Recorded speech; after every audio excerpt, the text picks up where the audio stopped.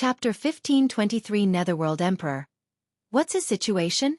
Wang Wei asked. He has done an excellent job, Mao Yu praised. He worked with the mortal world to preserve the balance between the world of the living and the dead. He improved our system by creating a redemption program. The karma system used to judge a person's reincarnation is fair, but too strict.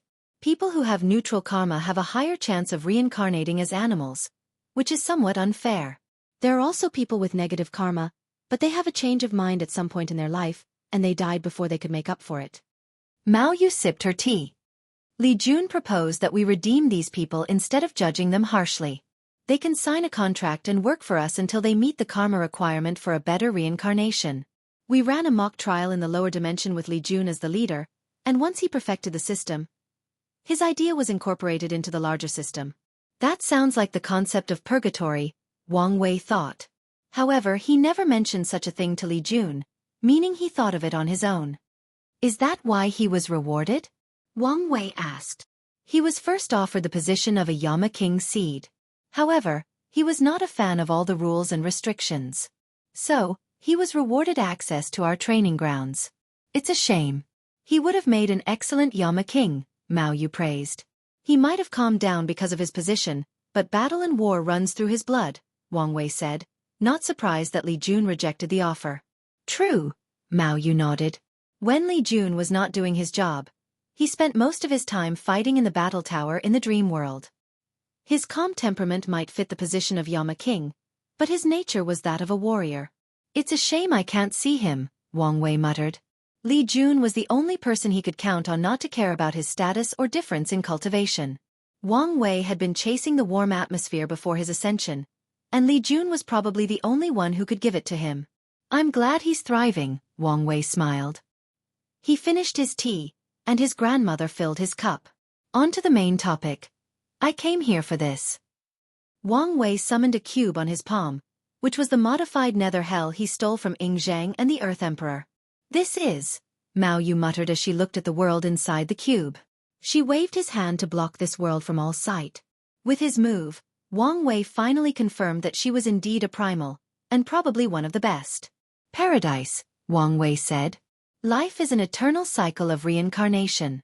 Most mortals will only experience a few reincarnations before their souls are recycled into the purest soul energy to create a brand new soul. Mortals with enough positive karma will have blessed lives, not having to worry about food, wealth, health, or love prosperity. If virtuous enough, they can reincarnate as devas and reach the peak of the cultivation world with their unparalleled talent. However, those outcomes do not have to be the only path. While devas are the highest reward for a virtuous life, considering how chaotic the cultivation world is, it's not as good a reward. Many mortals probably do not care for eternal life and powers, especially if they had to acquire them through years of struggle and bloodshed. I created this place as another possible reward for a karma-positive life. A utopia where mortals, and maybe even cultivators' souls, can rest in eternal bliss. Wang Wei's paradise was created to keep a soul in a worry-free state. It also ensures the souls are immortals, allowing the people who enter paradise to achieve an alternate form of immortality. He also considered the possibility that these souls might eventually become bored, so he granted them the power of the Grand Mist, allowing them to play God as they wish.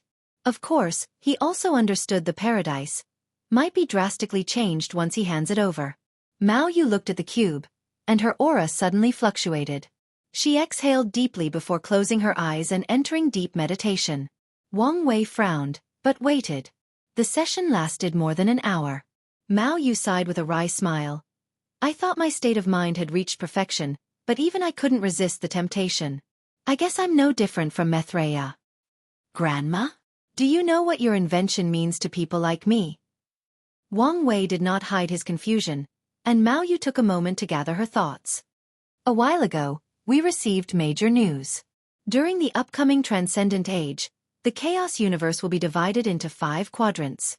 The Eternal Ascension world, with destiny at the center of the universe, will be the primary world of the central quadrant. With this division, a new karmic position called Netherworld Emperor will be created to oversee the 6th path samsara of an entire quadrant. Wang Wei squinted. Could this position allow you to condense your soul quintessence?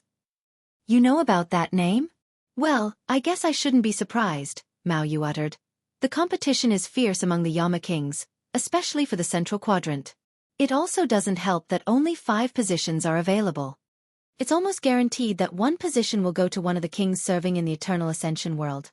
While I've done a great job, a few people have seniority over me and greater credentials. However, I'm guaranteed that position if I can present this paradise and further perfect our system. Mao Yu felt fate was at work. Her connection to Mithraea allowed her to be considered for this position. After all, the Central Netherworld Emperor will have to pay close attention to the Eternal Ascension world, even if their jurisdiction is the entire quadrant. A good relationship with a powerhouse on Mithraea's level would make the job of the Netherworld Emperor easier. Despite this connection, Mao Yu's consideration was not that crucial. Then, Li Jun's work raised her to the top 10 contenders for the position. Now, with Wang Wei's contribution, she knew the position was guaranteed.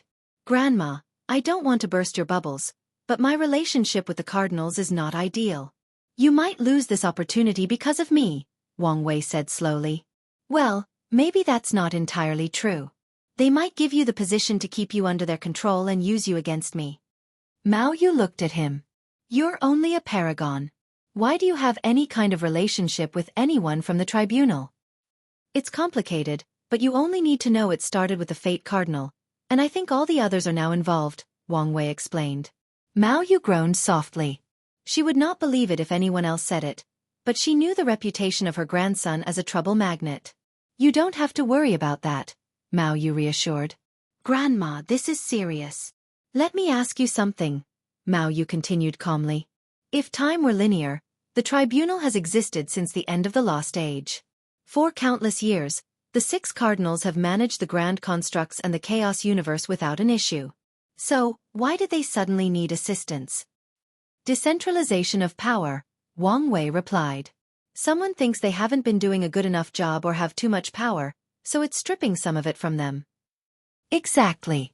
The process has grandeur complications, and while your grudge will be a factor, it will not be as big as you think, Mao Yu said. Wang Wei understood that his grandmother did not understand the conflict of his future self and these cardinals, but her words did have some truths. Grand Dao's decision to affect the chaos universe on such a grand scale to prepare for the Transcendent Age was not made lightly. Grand Dao has to consider things that neither Wang Wei nor the cardinals can fathom until they reach that level. The confrontation between them is probably one of the considerations, but its importance and how it will affect the selection of the Netherworld Emperor position is not something they can readily stipulate on. While I don't have enough information or strength to think about the ramifications of Grand Dao's decisions, what about my other selves? Wang Wei thought. According to his deduction, he has met 2 versions of himself. The one who stopped Old Man Tianji and even scared the cardinals should be a future version of himself in the second step of the quintessence realm, meaning he has condensed the soul and flesh quintessence. Then there is the version fighting with Grand Dao and probably responsible for the all-heaven fate calamity. This one should be in the 3rd step, having already condensed his Dao quintessence. If you find any errors, ads pop up, ads redirect, broken links, non-standard content, etc., please let us know report so we can fix it as soon as possible. Chapter 1524 The Transcendent Ages Framework. End. Unedited chapter. Mao Yu looked embarrassed. Is something wrong? Wang Wei asked. Well, if I want to ensure the position is mine, I must take the credit for the suggestion instead of benefiting from it because you are my grandson, she said with some hesitation. That's not a problem, Wang Wei said as he directly handed the cube to her. I feel bad for taking your things, Mao Yu said apologetically. It's fine. We're family, aren't we? Wang Wei smiled. Even so, I can't take advantage of your hard work, Mao Yu replied. You probably wanted to submit this to get merit? However, I used most of mine for myself and your grandfather. You don't have to worry about it, Wang Wei reassured. Mao Yu waved his hand to open access to her space ring. My position has granted me access to a few things that are only traded internally. You can choose whatever you please. I know this is not enough, but it will have to do for now. Once I take office, I'll prepare a better reward for you. Well, all right, Wang Wei agreed before using his divine sense to scan the dimension. Most of the things available were Samsa-based, which is understandable. More importantly, he saw many things that were indeed rare or that he hadn't heard of before. The first thing Wang Wei chose was something called the Samsara Training Talisman. According to his grandmother, this is one of the methods used to train Yama kings. By activating the talisman, Wang Wei will face a version of himself with mastered skills, and by fighting it, he can learn the skill. Wang Wei's talisman was used to train ultimate Dao will skills for primals. His eyes shone after choosing the talisman. His path toward the primal level had shortened. The second item he chose was a rare material called Karma Jinx Stone. The material had many purposes, but Wang Wei wanted it for its ability to boost karma abilities and its great protection from karma technique detection or other forms of divination. He had a plan for the catastrophe, and this metal would be incredibly beneficial for him. Last, Wang Wei's eyes glued to a black diamond inside the space. He sensed the essence of samsara from it. "What's that?" "Samsara Genesis Stone," Mao Yu replied. "It's what we use to understand all Daos associated with samsara without being Dao lords." She then frowned. "Your cultivation has already reached the peak. Why do you need that?" "There is a hidden aura in that stone that reminded me of something," Wang Wei revealed. As soon as he saw that thing, he remembered Wu Hong's incomplete Dao quintessence seals. He had a feeling the hidden aura of this thing might increase his chance at condensing his incomplete Dao quintessence. "Do you have a more potent one? Or more than one?" he asked. "There is a greater stone used to train ultimate skills, but I don't have one." "Wait, I think I can borrow one," Mao Yu said before she closed her eyes. A few minutes later, she raised her hand with a slightly darker stone. Wang Wei's eyes immediately lit up as the hidden aura he sensed was much more concentrated. "I'll take it," Wang Wei immediately said. "As you wish."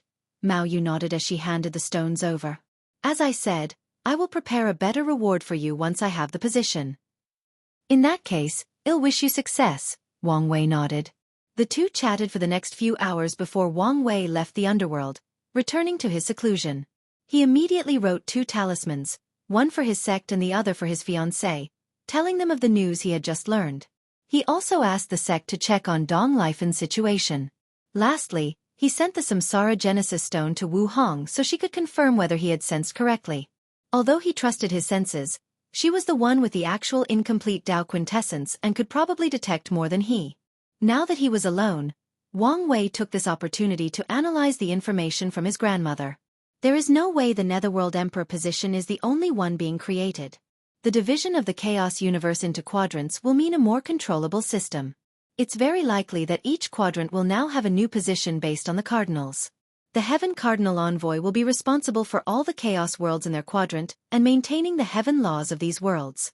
The Primordial Cardinal Envoy will manage the primordial chaos in their respective quadrant, and probably the same for the Fate, Time, and Qi Cardinal Envoy. Wang Wei frowned. He was not entirely sure about Fate, Time, and Qi. These constructs may be better left alone as fracturing their current structure might weaken their overall power instead of boosting it. It's especially so for Fate and Time.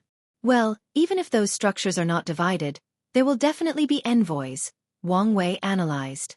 The purpose of these envoy positions was not just to optimize the grand framework, which is the name for the system of all the grand constructs. Their purpose is for better control. The Transcendent Age will be full of quintessence powerhouses, and Grand Dao needs law enforcers to keep these people in check, Wang Wei thought.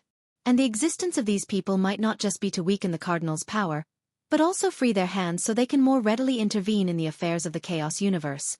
Wang Wei could already predict how chaotic the future will be. The more powerful a cultivator, the more unruly they become.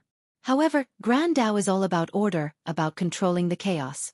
It has seen what happens when these people are left alone to pursue the path of true Transcendent, and it will not allow them free rein.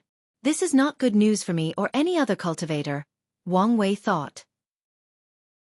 The more perfect Wang Wei's system is, the more challenging it will be to achieve transcendence because Grand Dao wants people to do so within the constraints of its rules. The transcendent path is already challenging. Now imagine attempting it with all these rules and limitations? Wang Wei groaned. There was nothing his current self could do to stop the upcoming, oppressive system, but he could analyze the possible shapes it would take and prepare beforehand. If I were Grand Dao, how would I establish this system? Using absolute force is the worst approach, as it would most likely result in a backlash of more people revolting against it. So, I would need a more subtle way like slowly integrating them into the system. Wang Wei squinted. The Samsara Cardinal Envoy's position might be chosen from internal staff, but that doesn't need to be the case for others. Grand Dao can offer the position to people who are ambitious and willing to do its dirty job. No one can guarantee they will enter the quintessence realm, meaning such an offer is tempting to 99% of cultivators. Now, not everyone is willing to sell their souls and freedom to Grand Dao.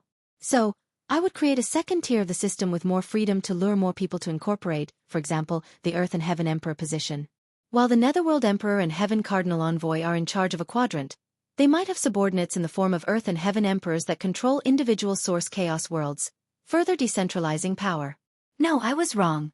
The second-tier system is not to lure people with the allure of more freedom. It's the opposite. The Earth and Heaven positions can be a similar situation to Supreme Unity, where they have to fuse themselves with Heavenly Tao or Samsara to gain the strength of the soul quintessence. Such an approach would limit their strength and bind them to one place, making them more manageable.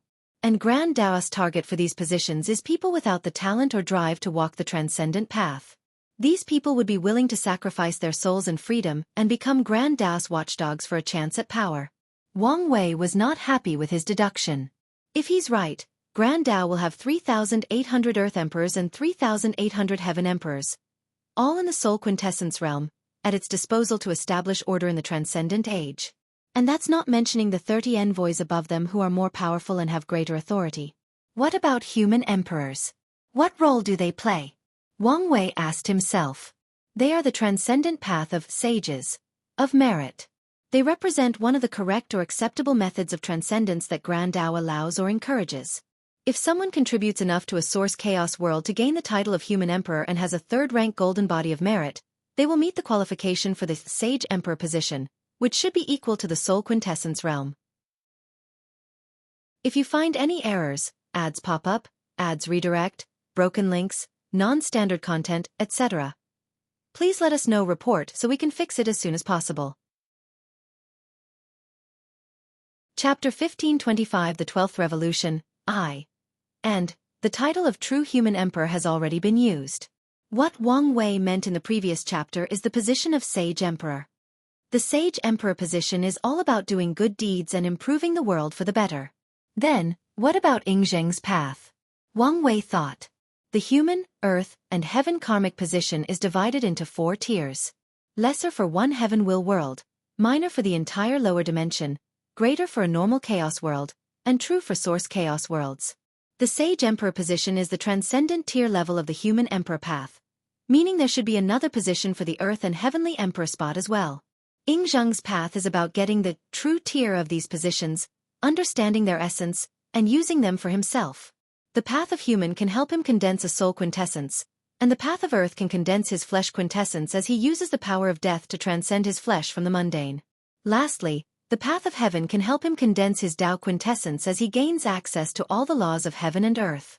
Yingzheng's path is an alternative path outside of Grand Dao's rules, which will make things interesting in how the latter will try to restrict Yingzheng. Wang Wei wanted to rejoice about Yingzheng's future struggle, but he couldn't. He realized the latter had once again become more dangerous. Wang Wei's previous deduction was that Yingzheng needed all 3 positions just to condense his soul quintessence. But now, he realized the latter's path was a complete one that reached all the way to the 3rd step.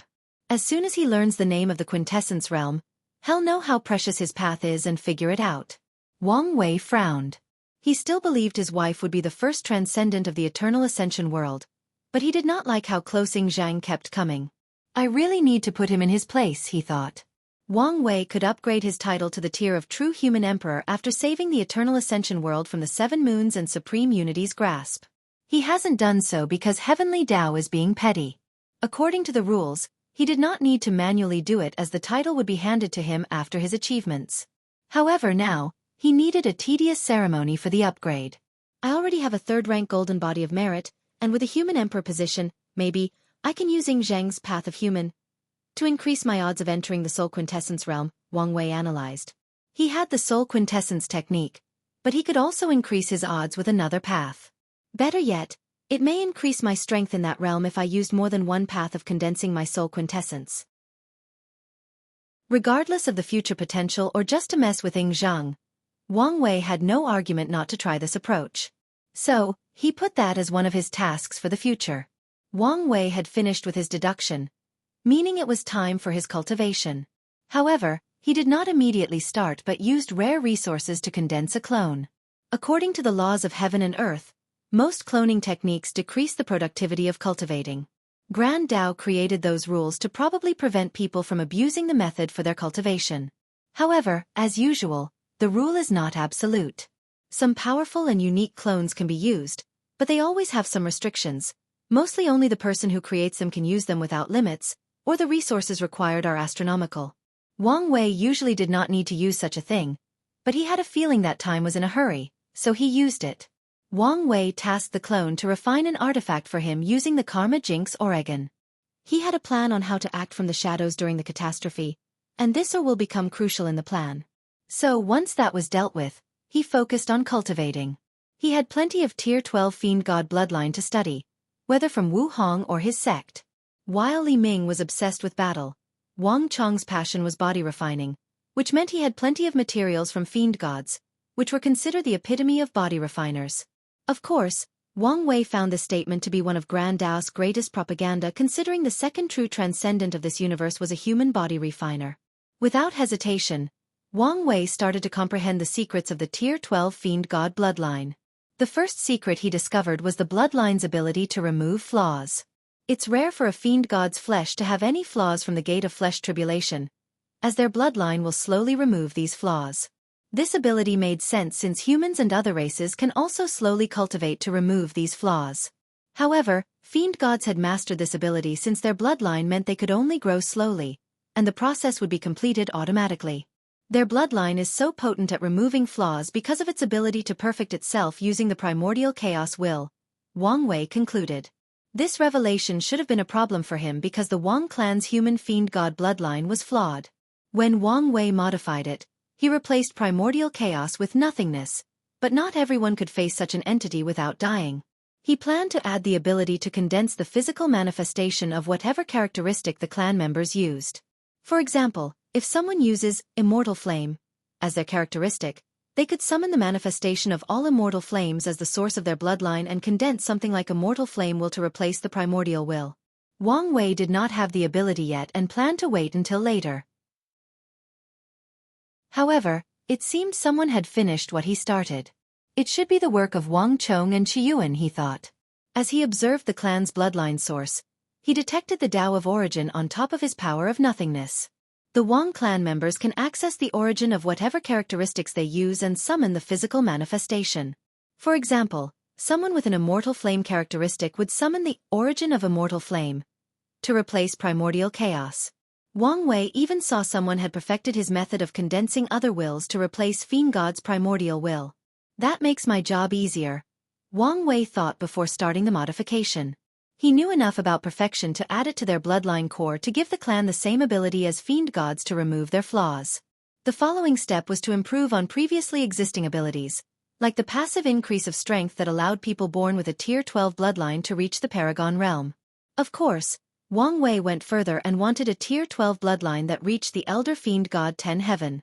However, even Fiend God's bloodline does not guarantee reaching such a realm. After becoming Elder Fiend Gods, the members of the race are also limited by their bloodline and must actively cultivate to reach higher levels. So, this is the limit of the bloodline? Wang Wei muttered. Tier 12 is the dividing line. People with better concentration of blood can reach the peak, but others with weaker talents probably won't survive opening the gate of flesh. Bai Longsheng was right. I should be using Chaos Demon Gods as the source, Wang Wei thought.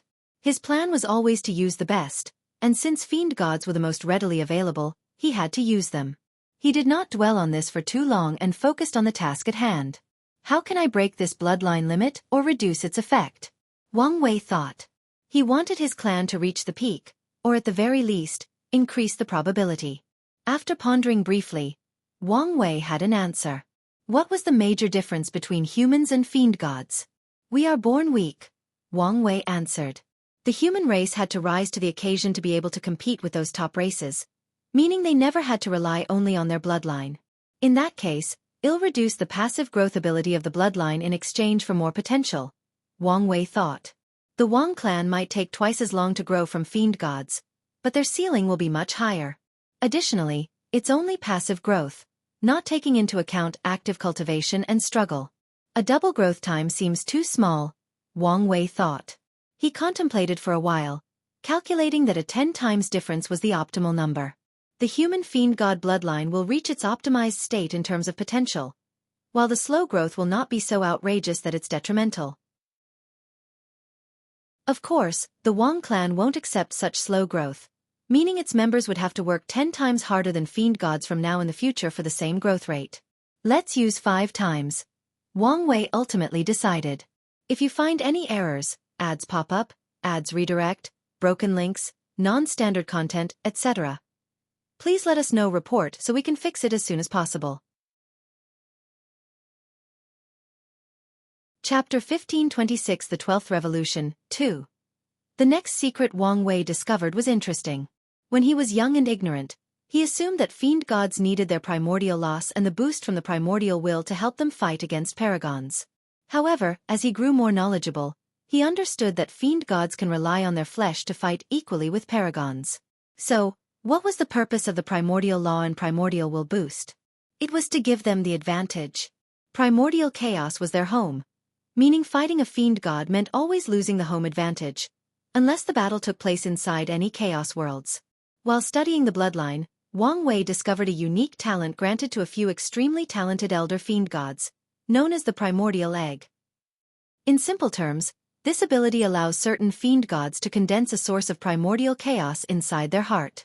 More importantly, the primordial egg or the primordial chaos source can carry the primordial will. Fiend gods with this ability can use the blessing and boosting of the primordial will at anything or anywhere. In other words, they are not limited when battling inside a chaos world. On the contrary, they retain their advantage even in foreign environments. While this is an interesting ability, I don't really need it, Wang Wei thought. His source of power is nothingness, and this power is not affected by any environment. Nothingness is ubiquitous, meaning Wang Wei can access its power or boost in any place he travels to. There is no absolute in the world, so maybe I should prepare a similar flesh ability just in case. Plus, while I don't need this boost, other clan members do not have my advantage, Wang Wei analyzed. Once again, the crux of the update is the fact that not everyone can utilize his power of nothingness, so he needed to make the bloodline upgrade applicable to as many people as possible. Wang Wei decided to add this upgrade. The sun and moon rose and fell, but time was meaningless to him when he was in a state of deep meditation. He regained his consciousness when the process ended. Someone else has modified my previous work, Wang Wei thought as he noticed new changes to the bloodline source. He checked and he smiled in schadenfreude. Someone had increased the growth speed of the bloodline by 10 times instead of the 5 times he chose. I bet Yan Hai was the one who suggested using such a cruel approach, Wang Wei thought. He could imagine that from now on, the training intensity for all the clan members would be 10 times harsher. The disaster was approaching, meaning the sect would be more lenient in its use of resources while also being harsher in its training. Now that the entire sect had access to such a potent bloodline, it made sense to squeeze these people's talents and ensure they grow as fast as possible to meet whatever disaster is ahead. Well, good luck to everyone, Wang Wei thought before continuing his training. The next secret he discovered from the bloodline greatly excited him. Fiend gods could not escape the importance of the River of Time. Primordial chaos is their mother, so they need to use the River of Time to navigate, but they cannot escape the battle of chronospirits and time marks. The primordial will instinctively protect a fiend god's time mark, making it more challenging for others to discover it. And this protection is passive, not counting the individual fiend god's skill or talent. Additionally, Wang Wei discovered in some peak bloodline an ability similar to his Sage's protection. The ability is called Chaos Embrace, and it grants some genius fiend gods protection from time erasure for as long as 30 seconds. This number paled in comparison to the 30 minutes of Sage's protection, but it required no merit to recharge. Only time was needed to recondense after use. I'm definitely copying that, Wang Wei thought as he started. The sect had no more third-rank longevity resources, as they had all been used for the ultimate taboo. So, Wang Wei would not miss any opportunity to gain life-saving abilities. His knowledge from the Sage protection made the process easier, so after an unknown amount of time, Wang Wei had recreated the Fiend God's passive ability to strengthen their chronospirit and protect their time mark using his nothingness will. The upgrade was almost finished. The last thing Wang Wei had to do was improve certain abilities from the 11th revolution to a higher level. However, he discovered a part of the Fiend God bloodline that was a mystery to him. Even if he observes the blueprint, he could not understand the purpose of that part of the bloodline. Wang Wei did not dare simply copy it for his bloodline, so he decided to keep an eye on it and maybe experiment with it later, if he had the time. Now that his bloodline has been sublimated, it was time for him to cultivate. He immediately took out the origin essence he had purchased from the exchange list using the merit he stole while fate fishing. He absorbed them, and while they were doing his work, he summoned the nothingness will to temper his willpower. As he faced the vast all-encompassing conceptual existence that represents a state of non-existence, non-being, of nihility, he resisted with all the strength his feeble mind could summon. Time passed, and Wang Wei's flesh reached the 7th heaven of the Elder Fiend God realm. His willpower only needed a short period to reach 99%. Not enough, Wang Wei thought as he activated his pain talent on himself. He employed a dual approach to ensure he could cultivate his willpower to its peak as soon as possible. Green veins appeared on Wang Wei's neck, along with his face turning shades of purple. He gritted his teeth as he summoned a plate of pork. Normally, he would have immediately enjoyed the scent, but the olfactory presentation of the food was the farthest thing from his mind. Wang Wei could not even remember what kind of special pig was used for this food despite Wu Hong explaining to him in detail. Wang Wei tried to take small bites with a chopstick, but his hand trembled too much. He had no choice but to open his mouth and swallow the meal with motion. His essence flower ability activated and transformed the immense flavor into a nourishing power that travels to every part of his body. The nourishing sensation provided temporary relief from the pain, but it was not nearly intense enough to overcome it.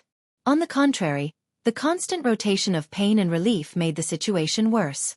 Luckily, the drastic and sudden increase in strength made the process more bearable. Wang Wei's flesh reached the 8th heaven and his willpower reached the peak of 99%.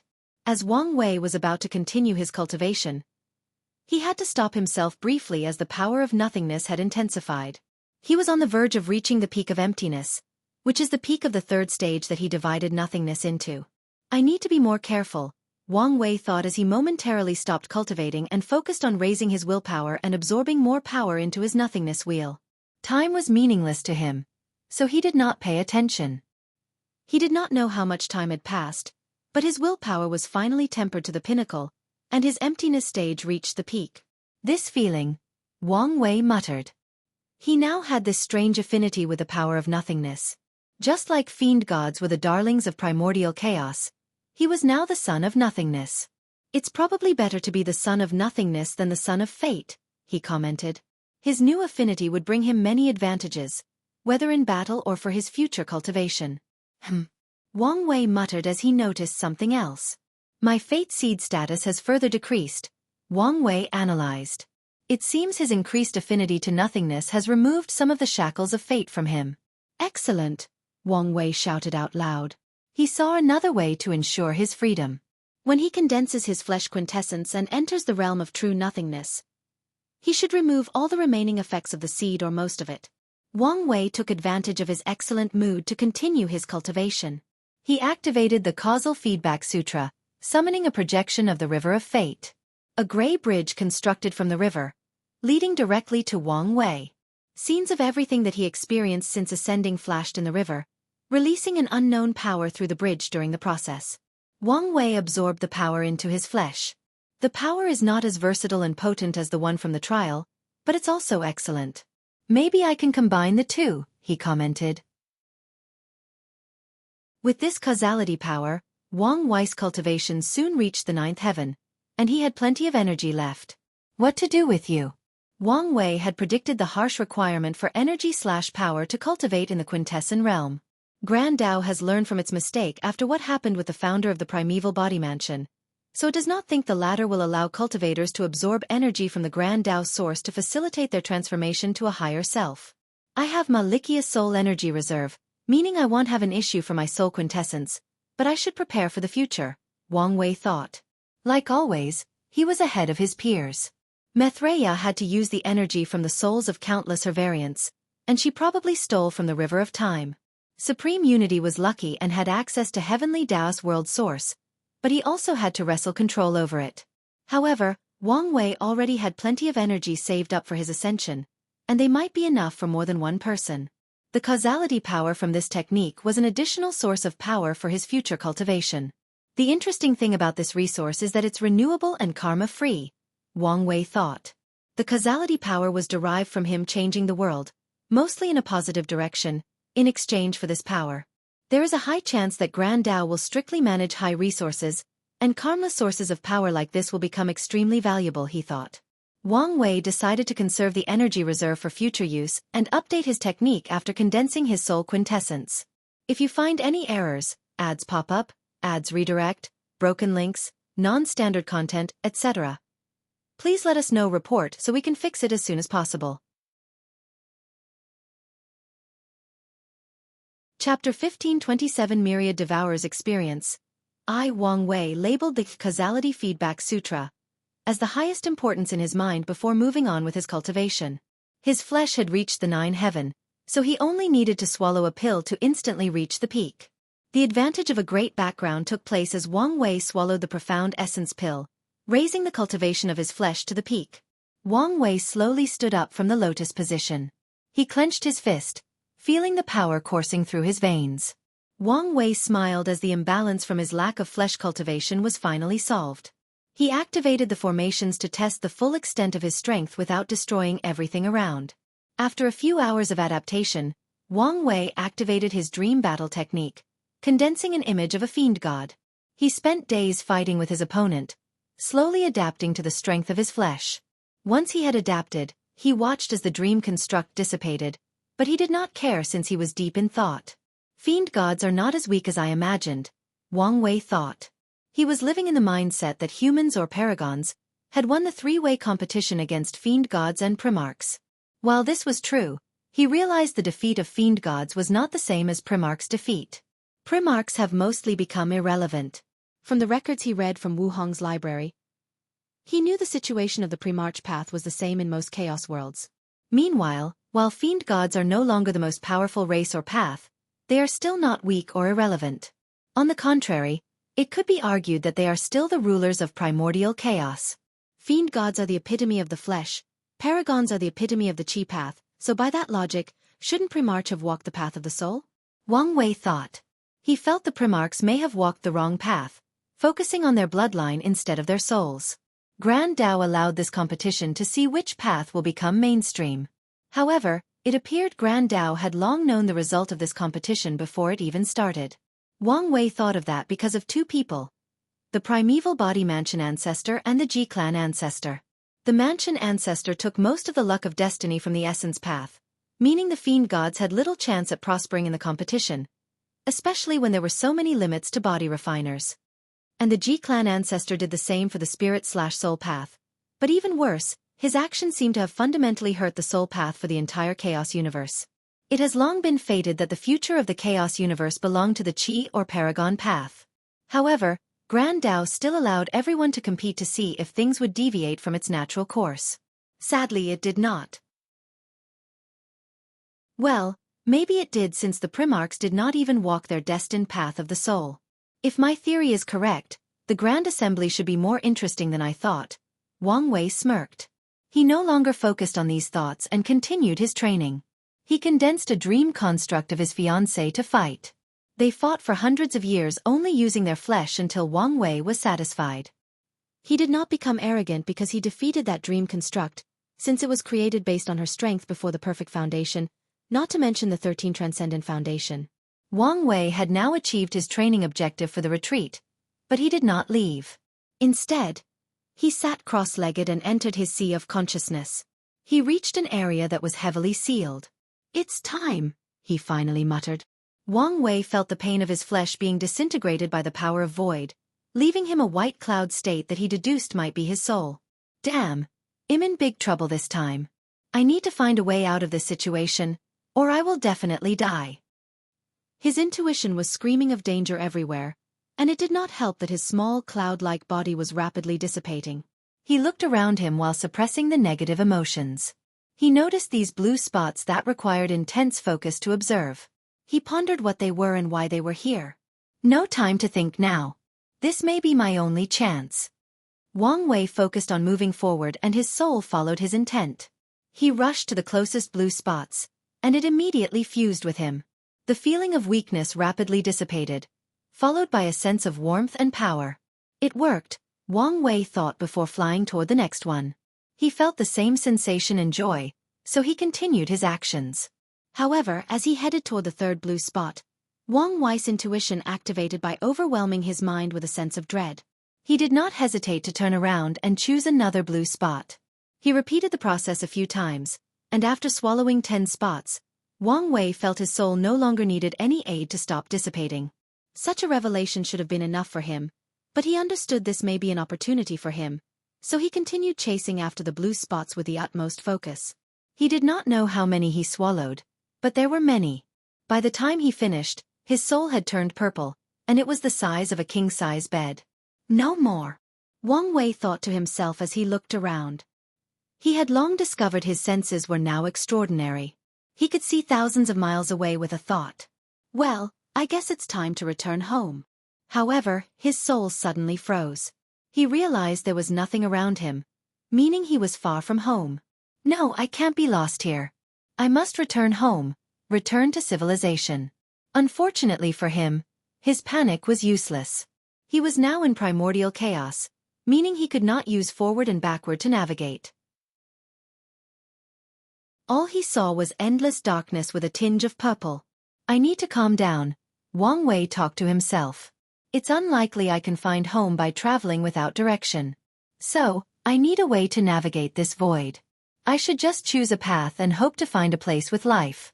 They may have a navigation system, or better yet, extraordinary powers. Wang Wei had always believed in extraordinary powers due to his intuition, and spent some time and money searching for news.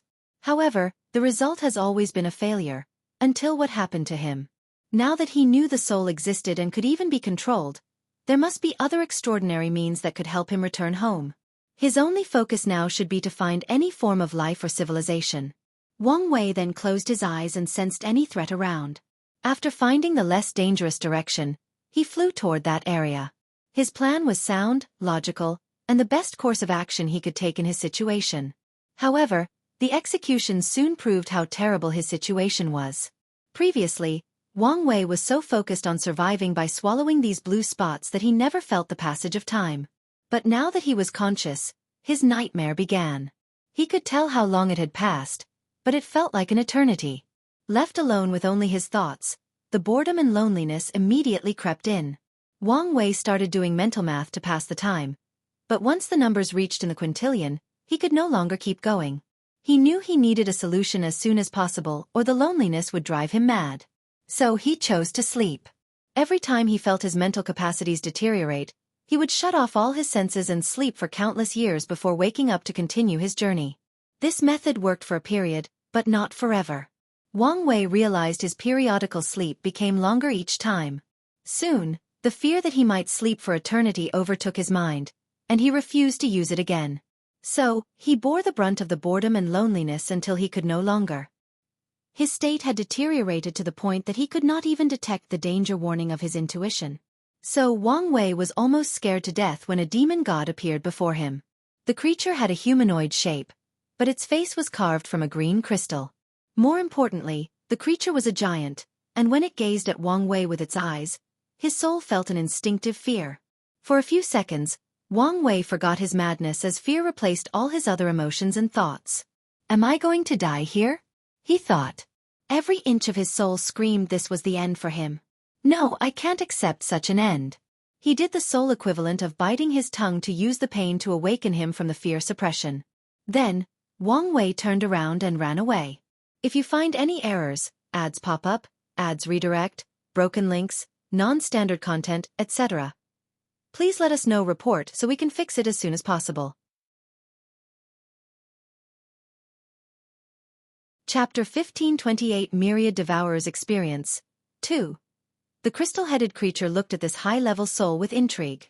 As he reached his hand to catch it, he suddenly paused. Its body trembled before a look of shock and fear manifested on its rigid face. Then, it bowed in a direction before disappearing. Wang Wei paused the memory. His soul was running for its life, meaning it barely saw what had happened. But after pausing the memory, he saw everything. That fear and respect in its face. Someone warned him. He unpaused the memory and continued experiencing everything. The little soul ran like a chicken with its head cut off. Nothing was following him, but he felt something was always on its tail. Wang Wei ran until he was exhausted, like he had run a marathon without pacing itself. The good news is that the emotion of fear had taken over all the others. When Wang Wei stopped to recuperate his soul energy, he realized no one was after him. However, this news was not as reassuring as he would have liked. This event led him to doubt his intuition. Wherever direction he chose, the fear of another terrifying entity finding and eliminating him was always in the back of his mind. His fear was soon replaced by paranoia. Wang Wei kept changing directions out of an unknown fear. However, such sudden changes made navigating primordial chaos pointless, as he was essentially running in circles. I can't keep doing this, Wang Wei thought. His mind had reached the breaking point. The endless darkness, the boredom, the loneliness, the fear, the paranoia, and the lack of rest were too much. He needed to do something, or he would go mad. What's the best way to tackle this situation? Wang Wei analyzed. Keep running away. No, this is the fear talking.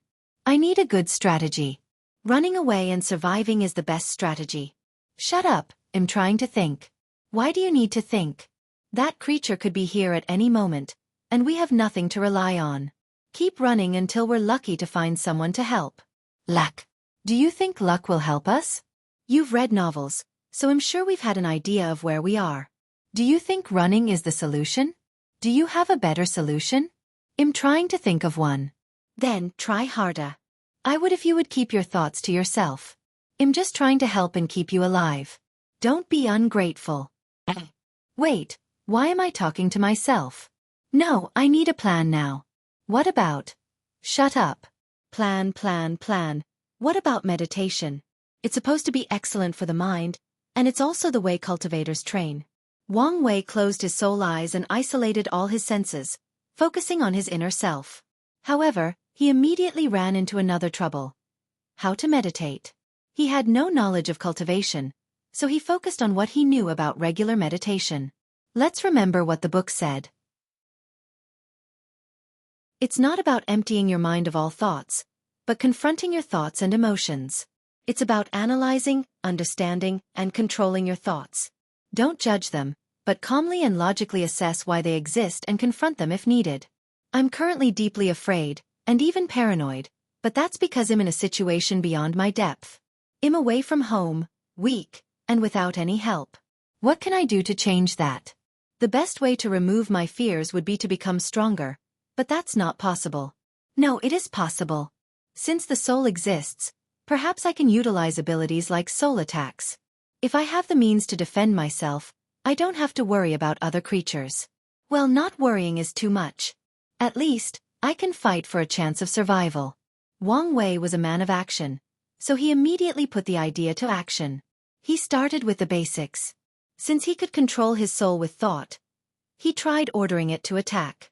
His body released a purple shock that created slight vibrations around him. That's it. Wang Wei thought before trying a few more times. However, after his fifth attack, he felt weak and drained. Let's focus on reducing how draining this attack is. Wang Wei did not know how long it took him to develop his soul attack. The technique was simple. A direct soul blast to annihilate the soul instantly. It was so simple that even a supernatural realm cultivator who had just opened their sea of consciousness could use it. However, the beauty of this technique was also in its simplicity. Wang Wei dedicated countless yuan epochs training that simple and direct soul attack. Through manual, slow and steady trial and errors, he cultivated such a simple technique to the level of art, to the level of Tao. His achievements in this technique were similar to a swordsman who only uses basic attacks for their entire life, cultivating that simple skill to the pinnacle of the chaos universe. Wang Wei paused his memory. This soul technique has plenty of potential, he thought as he absorbed it. Let's see how far I took it. Wang Wei's soul utilized his immense focus and dedication to develop the basic soul attack technique. Once he felt he had reached the limit, he started his voyage again, but things were different from before. He was confident. Maybe too confident since he wanted to test his increased strength. As fate would have it, he soon encountered his first life. They were a group of pirates who lived in primordial chaos. Chaos pirates are common in primordial chaos. They hunt for rare ruins, kill any weak individuals who cause chaos, and even invade and plunder weak worlds. The group Wang Wei encountered were a humanoid lizard race. As soon as he noticed them, he was on high alert. These lizards were in a destroyed boat, floating without any direction. Furthermore, their eyes were listless, until they saw Wang Wei. These guys looked like they were waiting for their death, Wang Wei thought. He saw the pirates put on armor before flying toward him. I guess it's time to test out that technique. When the pirates were near, Wang Wei's body released a swift purple light and one of the pirates stopped flying. It remained motionless in this empty space. Everyone stopped to look at this person who no longer showed any signs of life. The pirates then looked at each other. One of the fundamental rules of their occupancy was never to attack the strong. However, their rulers only gritted their teeth before continuing the assault. Wang Wei released 3 purple lights, killing 3 more pirates. However, they did not stop their assault. Let's try the group attack. I should leave one alive. His soul released a swift, intense light that made everybody pause. Then, all the pirates except one started floating in the void as if they had lost access to gravity. Wang Wei focused on the person leading the charge. This is my first time searching someone's soul, so be mindful that I won't do a good job. Before the leader could respond, Wang Wei had invaded his soul and searched his soul. The leader screamed in agony during the process. Unfortunately, his cultivation was weak, meaning he could not produce any sound in primordial chaos. As expected, I did a terrible job, Wang Wei thought as the pirate leader's soul was annihilated. Fortunately, he did acquire some information. He learned that the pirate had just failed a raid on a world, and their leader, who was known as a paragon, had died. The pirate fleet dispersed, and they were one of the few vessels that successfully escaped. Unfortunately, their ship was destroyed, and without a powerful leader guiding them, everyone had to wait for their death. Wang Wei rushed into the ship. Unfortunately, the navigation system was destroyed, rendering it useless. He couldn't even get any kind of world coordinate from the wreckage. He sighed to himself before continuing his endless journey. After the pirates, Wang Wei would occasionally meet many creatures. They were all aggressive, resulting in a battle.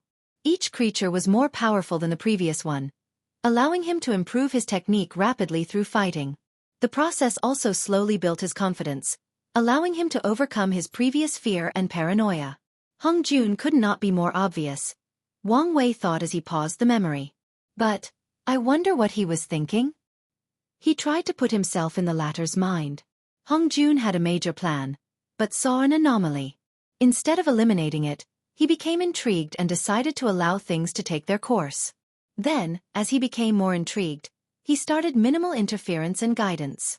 While that's fine and all, but I'm the one suffering, Wang Wei complained. He shook his head. He knew he would have died if not for the latter's protection. His fate seed status did not guarantee his survival. Wang Wei continued to recall his memories, and soon, the next major event appeared. His soul discovered what looked like an egg.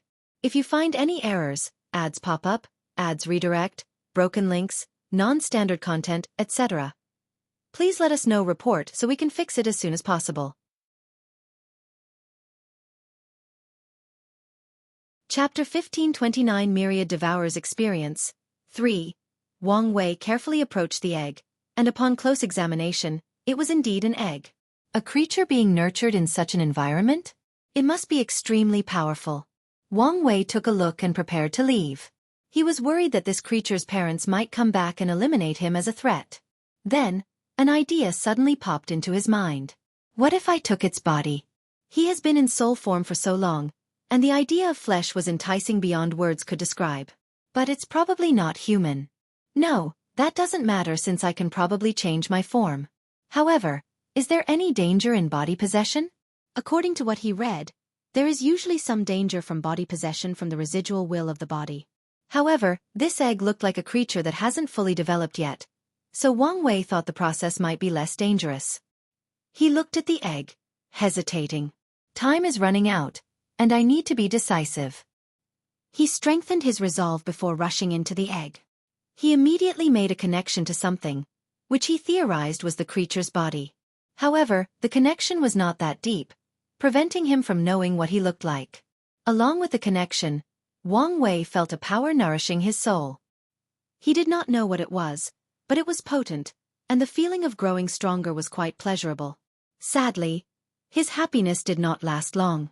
An unknown intruder suddenly attacked him. Is that the original owner's soul? Wang Wei thought as he saw a blurry humanoid-shaped cloud attacking him. Wang Wei sneered before using his soul attack. He expected the attack to obliterate his opponent, but it did not. The humanoid creature's soul suddenly became blurry and was about to disappear, but another power manifested and prevented its death. Then, that unknown power or entity attacked Wang Wei's soul. He immediately resisted by using as many soul attacks as possible, but it was pointless. The entity took a significant chunk of Wang Wei's soul with one attack. By the second attack, Wang Wei had only 25% of his body left. Is this how I'm going to die? No, I refused. I've come too far to accept such a fate. He thought before using all he had learned about the soul to condense a barrier. His attempt was valiant, but the entity took another 10% of his soul. Wang Wei stacked as many soul barriers as he could, but the fourth attack only left him with 5% of his soul left. Despair rushed into his mind, but he did not give up. He removed all negative emotions and focused on his defense. The next attack should have instantly annihilated him, but Wang Wei barely survived with only 1% of his soul. However, the endgame was near. The entity attacked one last time to annihilate him. Wang Wei remained undeterred. He did not allow despair to take over his mind and focused all his mind on protecting what was left of his soul. At the last moment, an unknown power woke up deep from his soul. Willpower manifestation, Wang Wei muttered as he paused the memory. He understood where his willpower cultivation started. He looked at the egg and smiled wryly. It seems I have some destiny with the fiend god race. Fiend gods do not reproduce like humans. Instead, after being fertilized, the female fiend gods will lay an egg. Wang Wei believed they developed his ability to prevent weakening the female during the pregnancy period. What his soul encountered was a fiend god egg. However, from its location and lack of security, something must have happened to its parents. The entity that almost killed him was the protection of the primordial will. Wang Wei observed around himself from a three-dimensional point of view, trying to see if he could detect whether Hongjun was nearby. He knew it was futile, but he wanted to try. The result was as expected, so he continued with the memory. With the power of willpower, Wang Wei's soul barely survived the onslaught from the primordial will. However, he also knew it could not survive another attack, so it desperately tried to run away as it protected itself from its new power. The primordial will struck again, severely injuring what was left of Wang Wei's soul, but he managed to run out of the egg. Unfortunately for him, he discovered his soul was on the verge of dissipating. He used all the knowledge he had and this new power to prevent the last bit from dissipating as he ran away, trying to find a way to survive. As fate would have it, he soon discovered something. At first, Wang Wei thought it was another egg, but he soon realized that it was a world. It just looked like an enormous egg from his point of view. He hesitated briefly before entering. The process was so smooth that even the natural barrier of the world did not react to his intrusion. Wang Wei was immediately confused. He saw a dark world full of what he thought was lava. The sky was cloudy as a putrid miasma blocked the sky. He saw no sun, moon, or stars. In fact, he did not see any mountains, forests, or even water. Is this a world in its infancy of creation? If that's true, then I'm lucky. Wang Wei has read prehistoric novels and knew that the reason Hongjun was so powerful was because he was one of the first creatures born. He then used this opportunity to preach the Tao and become a heavenly Tao saint who controlled the entire world. If those novels are true, then my future will be set. However, before that, I need to find a place to rest and recuperate. He looked around, and there was nowhere appropriate. Just as he was about to give up, his intuition warned him of a place advantageous to him, so he rushed over. Wang Wei entered what he believed to be another dimension. The place was all white with an endless blue lake. Why does this blue lake look familiar? Forget it. Let's just rest here. He was tired and only wanted to rest, so he floated above the lake. His soul instinctively began to swallow the blue lake as his consciousness went dark. Wang Wei did not know how long he had slept, but he could say that he had had the best sleep of his life. That was wonderful, he muttered as he slowly woke up. He may have dreamed, but he was not sure. Regardless, this was the best nap he had had in his entire life. The blue lake is gone. More importantly, why do I feel better than before? He checked his body and realized he was not 5 times larger than before entering that egg. He spread his divine sense to check every inch of his surroundings and his body. Wait, what happened to this world? According to his calculations, the world should already have life by the time he woke up. Then, he could start pretending he was the Tao ancestor to create a cultivation path and merit, slowly rising to the pinnacle so he could find his way home. However, all he saw was chaos and destruction. Did I do this? He asked himself, and the answer was obvious. The blue lake he absorbed was the energy core of this world, and by taking it to heal, he doomed the newborn world to destruction. Sorry about that, he said apologetically. However, he was not truly sorry. His death was imminent, and his survival was more important than the development of this world. The original plan is gone, so we need another. I guess it's time to continue the journey. Wang Wei sighed to himself, preparing to leave. He entered primordial chaos and watched this dying universe for the last time. He sighed deeply before leaving. However, Wang Wei never noticed a red spot surrounding his body. On his journey, he continued training his soul attack. Now that his soul was more potent, he had much room for improvement. Additionally, he wanted to learn about the new power he unlocked and whether he could fuse it with his soul. Time was meaningless, a fact which allowed Wang Wei to take his time to improve himself. Everything proceeded smoothly until he encountered a battle. A woman and a man fought against an enormous black tiger. By the look of it, they were losing and on the verge of being killed. A mother protecting her son? Wang Wei muttered. He did not know these people, but that's what he felt seeing the two of them. Mother? Despite her flaws, I missed mine. But why can't I remember her voice? Her face? No, not just her. My life on Earth, I can barely remember it. Wang Wei focused his mind and realized all his memories from Earth were a blur. Besides his name and a few other things, he barely remembered anything else. Memories are what make me who I am. I can't forget them. If you find any errors, ads pop up, ads redirect, broken links, non-standard content, etc., please let us know. Report so we can fix it as soon as possible. Chapter 1530 Myriad Devourer's Experience 4. Wang Wei previously wanted to help the mother and son pair, but now, he had more important things to do. He immediately ran in the opposite direction, startling the tiger demon who was on the hunt.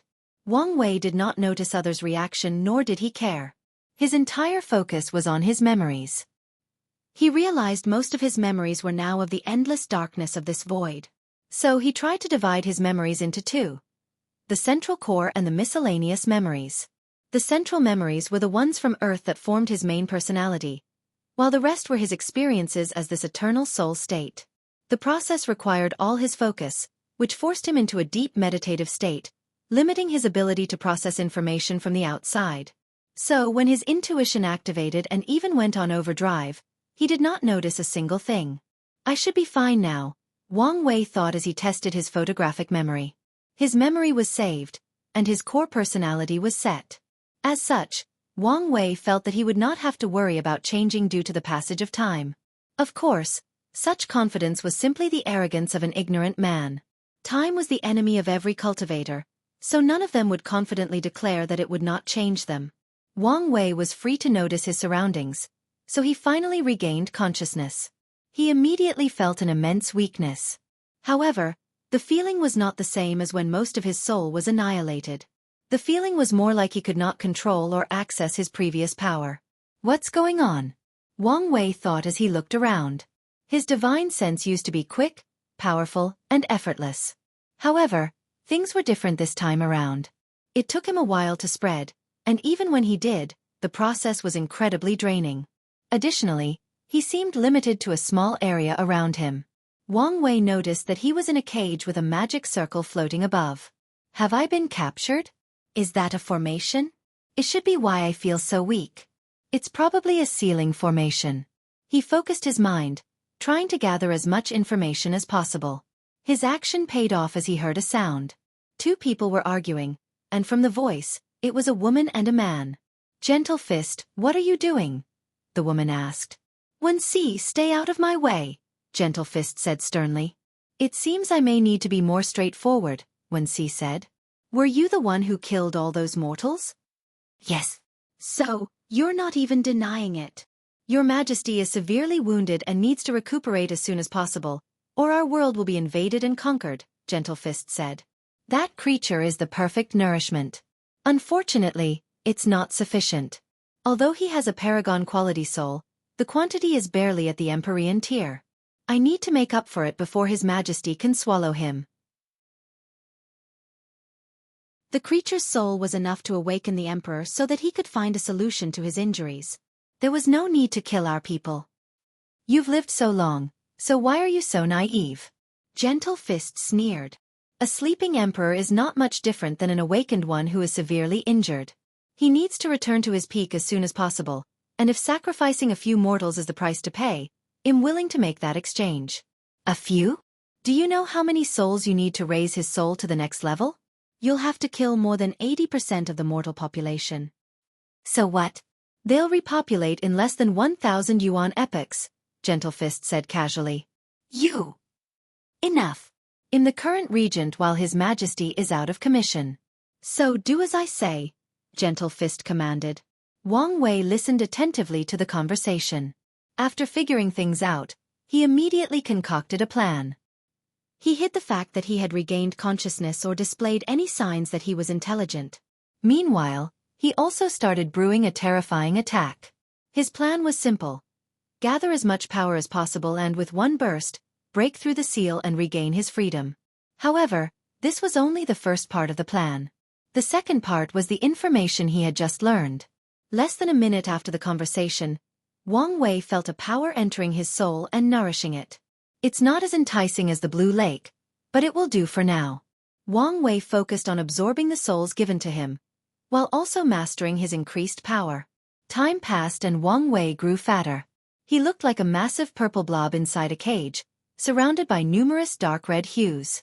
However, his physical appearance did not matter.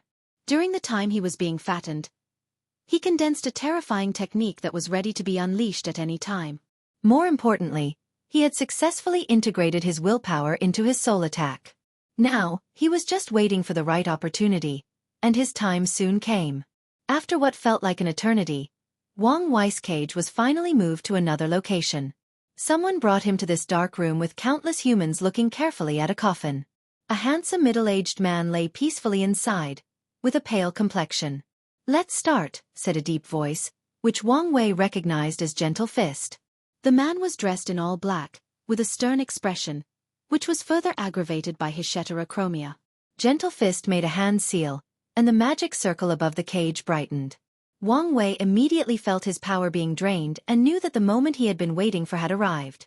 His body released an intense purple light accompanied by black lightning.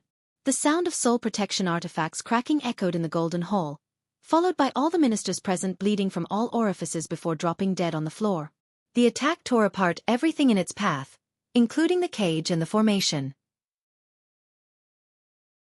The walls and pillars of all four sides of this throne hall cracked due to the sheer power of the attack. However, it was not destroyed. How dare you? A booming voice shook the hall. Wang Wei watched as the man in the coffin slowly stood up, revealing a noble aura that is accentuated by his golden emperor robe with dragon designs. Unfortunately, the blood dripping from his nose and ear ruined his majestic aura. Wang Wei's first instinct was to run, but he controlled himself. The enemy was weak and injured, and showing his back was not the best approach in the current situation. He did not hesitate to release another attack. However, the emperor summoned a flame dragon around, protecting him from the attack. The flame dragon trembled, and the flame diminished slightly, but it did not dissipate. Wang Wei noticed this change and continued his attack. His tactic was simple. Attack until he couldn't anymore. His soul technique was designed for a quick burst of intense destruction, which was a great approach given his lack of battle experience compared to his opponent. So, after 3 swift and intense attacks, the already injured emperor could no longer hold on. "Damn vermin!" he yelled as he waved his hand above his head. Numerous magic circles manifested as he activated the palace's formation. Then, he started bombarding the palace from the outside. He shouldn't be able to hold on for long, Wang Wei thought. The formation may have boosted the emperor's strength, but it was draining on him to keep using it due to his injury. Wang Wei bet he could outlast the bastard. "You vile, disgusting excuse of an existence. You forced me to do this," the emperor's voice echoed between heaven and earth. Then, Wang Wei saw a white dragon manifested in the heavens before slowly transforming into an armor that perfectly fit the emperor's body. Wang Wei's danger alarm started ringing at the highest volume, and the emperor soon proved why. The sky turned red as it was covered by flame spears. They rushed toward him, falling like rain, but with the beauty of a meteor shower. Wang Wei was now slightly masterful at controlling his willpower, so he created a shield to protect him. However, he barely lasted for a few seconds before he crashed into a green sea. "The strength difference is too big, and I don't think I will until he reaches his limit," Wang Wei analyzed. "If I want to survive, I need more strength." A ruthless light flashed in his eyes. He condensed a willpower armor before flying out of the green sea. He spread his divine sense to cover as much territory as possible, focusing on all the mortals. He did not immediately move, but waited until he had covered as many people as physically possible. Meanwhile, the emperor had released his second attack, a black flame. Wang Wei did not need his intuition to tell him this flame was dangerous. His ignorance also did not prevent him from guessing that this flame targeted soul life forms like his current state. Now he thought. With one move, he forcefully stripped the souls from all the mortals his divine sense had covered, swallowing them whole. If you find any errors, ads pop up, ads redirect, broken links, non-standard content, etc., please let us know. Report so we can fix it as soon as possible.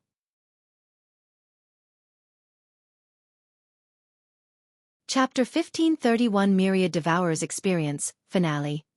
"Dirty worm, how dare you!" the emperor roared as he released his soul flame. Wang Wei scoffed sarcastically before releasing another attack, blowing most of the flame away, blocking the remaining part that he could not deal with. "It's not enough," Wang Wei thought, his eyes flashing with a deep red hue. There were still a few more mortals, and more importantly, there were numerous cultivators. Wang Wei quickly finished digesting the souls before going on the hunt again. The emperor became even more furious, releasing a domain attack to kill Wang Wei, but it was pointless. With one burst of willpower attack, Wang Wei tore apart the domain before continuing killing and swallowing souls. Once he finished killing all life on that world, he finally focused on the emperor. "Repulsive demon," the emperor said as he looked at Wang Wei with the utmost disgust. He despised the latter's red eyes, and more importantly, he could not stand the nauseating scent of negative karma. "Now it's your turn," Wang Wei said before rushing toward. The emperor struggled for a few minutes, but ultimately, his injury meant he could not sustain his previous power. However, the emperor proved he was worthy of the title of Paragon. Before his death, he gave Wang Wei one last mocking look before exploding his body. "When I see you again, I'll ensure your death, you low-life sinner," the emperor said, his last words echoing between heaven and earth. Wang Wei's soul appeared from the wreckage, and more than half of it had disappeared. "Damn it, all my efforts are wasted," Wang Wei cursed as he looked at the grave injury he had sustained. He could not accept that all his efforts were wasted, and with his injury, it was a risk to travel in primordial chaos. He took a moment to think of a solution. He had swallowed many souls and learned much information, which greatly benefited him. "I need world source," he thought. By now, he had realized what the blue lake he had discovered was, and he even knew that they were the same as the blue spot that improved his soul, except more concentrated. Wang Wei looked at the destroyed world. The emperor's last desperate attack left the world devastated, with numerous void cracks and world-ending natural phenomena like earthquakes and tsunamis. Wang Wei concentrated and sensed a power trying to heal these changes.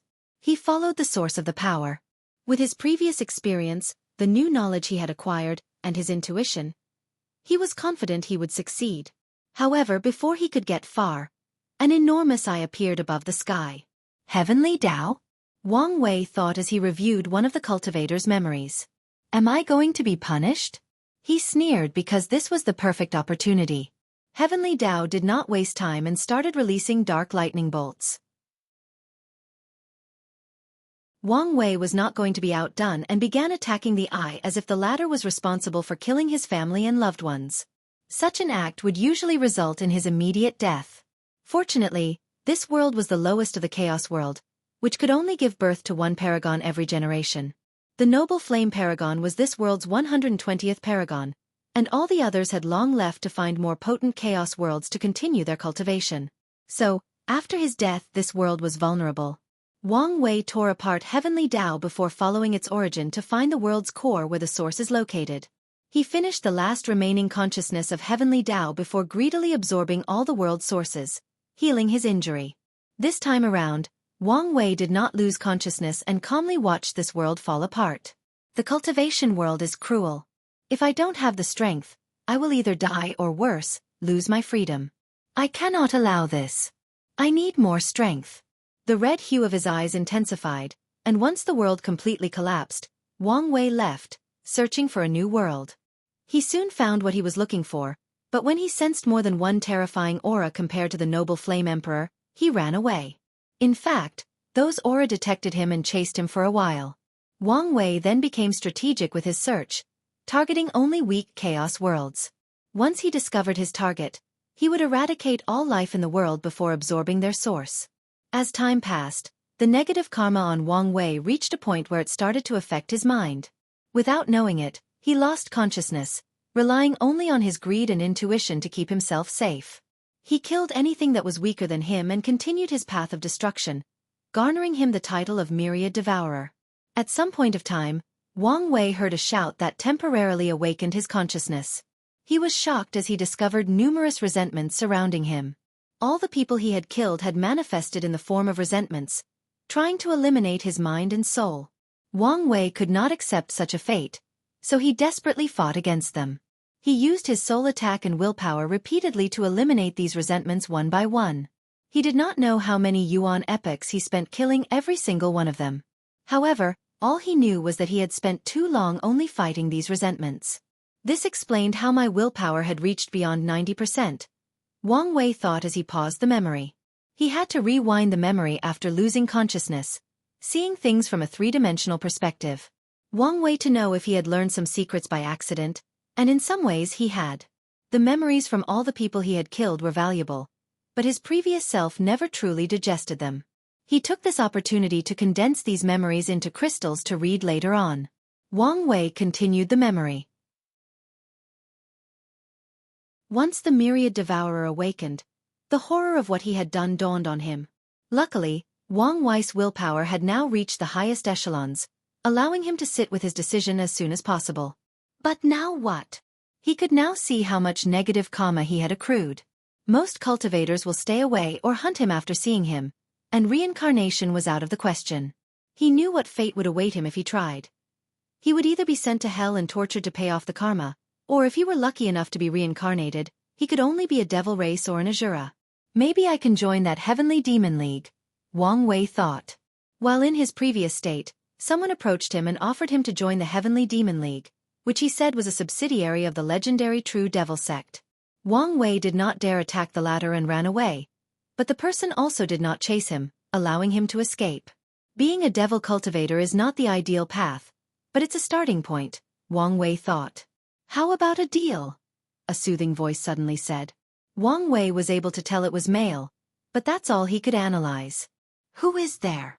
Wang Wei looked around, but there was no one in sight. No need to look, you can't find me. How about it? Are you interested in a deal with me? What kind of deal? You should understand your situation. I will solve your problem by allowing you to reincarnate without any issue, even blessing you with luck. But, Wang Wei asked, there is no such thing as a free lunch in the world. That's right, the voice agreed. If one day you can reach my level, I need you to do something for me. Your level? And what do you need me to do? Don't worry too much about it. As for your task, I need you to protect something at all costs. At all costs? Even my life? Wang Wei asked. Well, maybe at all costs is a bit extreme. Anyway, I just need you to protect it to the best of your ability. I don't really like how vague this promise is, but I am tempted by your offer. Assuming you can do what you promise. A scroll appeared before Wang Wei with a brief explanation of their agreement. He reviewed it and repeated for a few minutes, hesitating to sign it. Do I have a choice? If this person can communicate with me without my detection, he probably can do worse. Wang Wei analyzed before gritting his teeth and signing the contract. What he needed now was a new life and proper cultivation training. Only when he was strong enough could he deal with circumstances such as this one. The scroll turned into a golden light that entered his body. He watched as all the karma turned into a red orb hidden deep in his soul. Additionally, he saw a purple dragon swimming above his head. Is this my luck? Wang Wei thought. However, he didn't have much time to admire that beautiful dragon as a portal appeared next to him. I hope to see you again, the soothing voice said. Wang Wei nodded before entering the gate. If you find any errors, ads pop up, ads redirect, broken links, non-standard content, etc., please let us know report so we can fix it as soon as possible.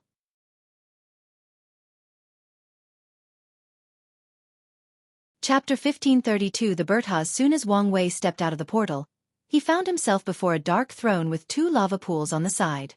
A towering man with red horns, bull face, and muscular body sat on the throne, looking down at him. Someone of your soul level wishes to reincarnate? That's rare, said the bull-headed man. Paragons do not reincarnate since they can regenerate or revive themselves from any injuries. And if they ever have a need for reincarnation, they usually separate a small part of their soul. Who are you? Wang Wei asked. I'm Yama King Flame Bull. You're not immortal, so I'm in charge of your reincarnation. Let's take a look at your file, Flame Bull answered as he summoned a book with the words Life and Death on the cover. Wang Wei was not familiar with the language, but he instinctively knew what was written after a single glance. You're one of those unregistered people who have recently appeared? Flame Bull said as he looked at Wang Wei strangely. Is there an issue? Wang Wei asked, his guard already raised to the highest level. No issue.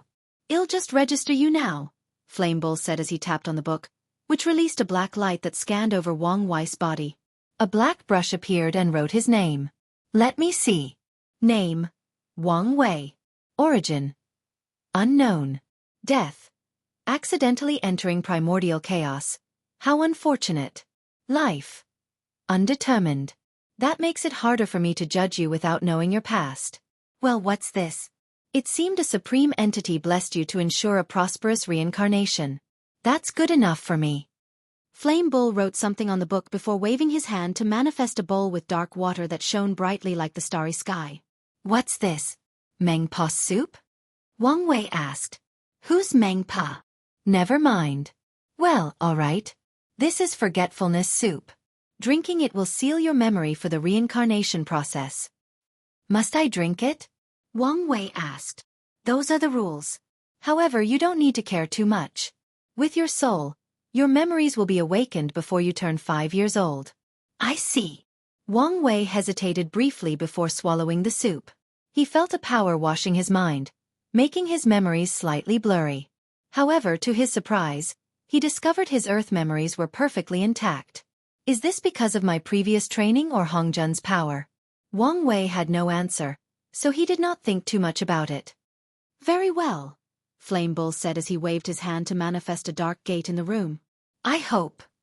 Is something wrong? No, it's just another special guest has arrived, Flame Bull said casually. Yes, where was I? Your reincarnation. He pointed at the gate, and it shone with a slight black light. I hope you have a great reincarnation. Thank you, Wang Wei nodded before looking at the gate. He took a deep breath before walking through. A new life awaits him, and all signs indicate it will be an exciting one. Once I reach the pinnacle of the cultivation world, I will be free to travel anywhere between heaven and earth, including returning home. Something is wrong, Wang Wei said as he paused the memory. He rewound everything, focusing on Flame Bull's expression. The way he looked at me changed after the pause. Additionally, The second wave of his hand was to cast a spell on the gate, not activate it. He focused on the gate, trying to detect what had changed. However, the memory was not deep enough to detect. "I need a better look," Wang Wei said as he opened his eyes in his seclusion room. He put a hand on his forehead to remove his sealed karma. He immediately felt a subtle change to his karma-unbound physique, granting him greater protection and affinity to karma Dao. Wang Wei smiled in satisfaction before focusing on the red orb on his palm. "It is so much." He expected to have amassed a great deal of negative karma, but he did not expect it to such an extent. "This will be useful," Wang Wei smiled before putting it away. He stood up and immediately entered the river of time before turning into an enormous fish to swim downstream the river, trying to reach his past. Wang Wei traveled countless yuan epoch into the past until he reached the time for his reincarnation. However, he did not immediately descend into this time period from the river. "As expected, it is protected," Wang Wei muttered. Since this involved samsara and the afterlife, he expected protection. Regardless, this was his timeline, so with his mastery of time Dao, he could still experience what happened. He just needed to be extra careful. So, he activated his emptiness state and entered an invisible state before descending into that time period. He secretly watched his past self enter the gate, and soon afterward, Flame Bull shook his head before muttering, "What a poor bastard." Wang Wei casually glanced at him before checking on the gate. This thing would not stay for long, so he needed to hurry. His spell was to purposely release the aura of my paragon soul, and given the fact that I was reincarnated into the eternal Ascension world, this was a way to secretly kill me. But why would he do that? Wang Wei did not have to think too hard for an answer. He was ordered to do so, and there is only one person with the motive and connection to facilitate such a thing, the Fate Cardinal. He wanted to get rid of the Fate Seeds even during their reincarnation. Wang Wei sneered. Reincarnation might not be the Fate Cardinal's domain, but he should be able to use his connection with the Samsara Cardinal. "I can't wait to slap you to death," Wang Wei thought before calming down. The plan should have worked, so how did I survive? Intrigued, Wang Wei jumped into the future to the time of his birth. He watched as his mother gave birth to him, sensed the vision outside, saw his father rushing in a hurry, and soon afterward, his grandfather came and loudly named him. Wang Wei raised his head to look at the sky, and his vision penetrated the boundary between the lower and upper dimension. He sneered when he saw the 7 parasites desperately searching for the person who dared break their blockade. Then, the situation became more complicated. The Eye of Heavenly Dao also showed up to participate in the search. "So, even you saw me as a threat?" Wang Wei thought as he continued observing. He waited a few seconds without any changes. "Don't tell me this is one of those time loops in which I have to save myself?" Wang Wei thought strangely. He decided to wait a little while before intervening. As for the consequences, he'll deal with them later. Luckily for him, something soon happened. A young man dressed in purple appeared towering over the firmament. As soon as Wang Wei saw him, he knew he wanted to be this person as he seemed to be the embodiment of everything he pursues in life. Free and unfettered. True transcendent me, Wang Wei suddenly thought. His instinct told him who this person was. However, he did not have time to think too long as Grand Dasai soon showed up after the young man, but the latter ignored him. "Stop!" As this single word was uttered, it echoed throughout the chaos universe, imprinting in the minds of all sentient and non-sentient beings. A supreme will then manifested from the young to enact his orders. Time and space froze, and everything began to stand still. The cycle of life and death stopped evolving, and all living things in that moment became eternal, able to live forever, frozen in that single moment. The shackles of fate were removed, or to be precise, changed ownership to this supreme will. The fate of all living things was no longer their own, as it always was and always will be. All cause and effect, all karmic ties were cut, thus freeing all living beings from the consequences of their actions. All their sins and altruism were washed away, turning them into blank sheets. Yin and yang were separated. All living things were free from the concept of good and evil, day and night, fire and water. They were no longer divided. Wang Wei looked at everything in shock and awe. The vast difference in their cultivation meant he could not completely fathom what the young man had done, but he had enough knowledge to make an educated guess, and to say he was shocked is an understatement. And all of this just to give him an identity. Wang Wei smiled and muttered, "So that's what happened." Now, so many things can be explained. This single experience has confirmed many inexplicable things and many of his theories. Throughout his life, Wang Wei had experienced a few unexplainable things. Why did he have a heart demon while only a mortal after killing for the first time?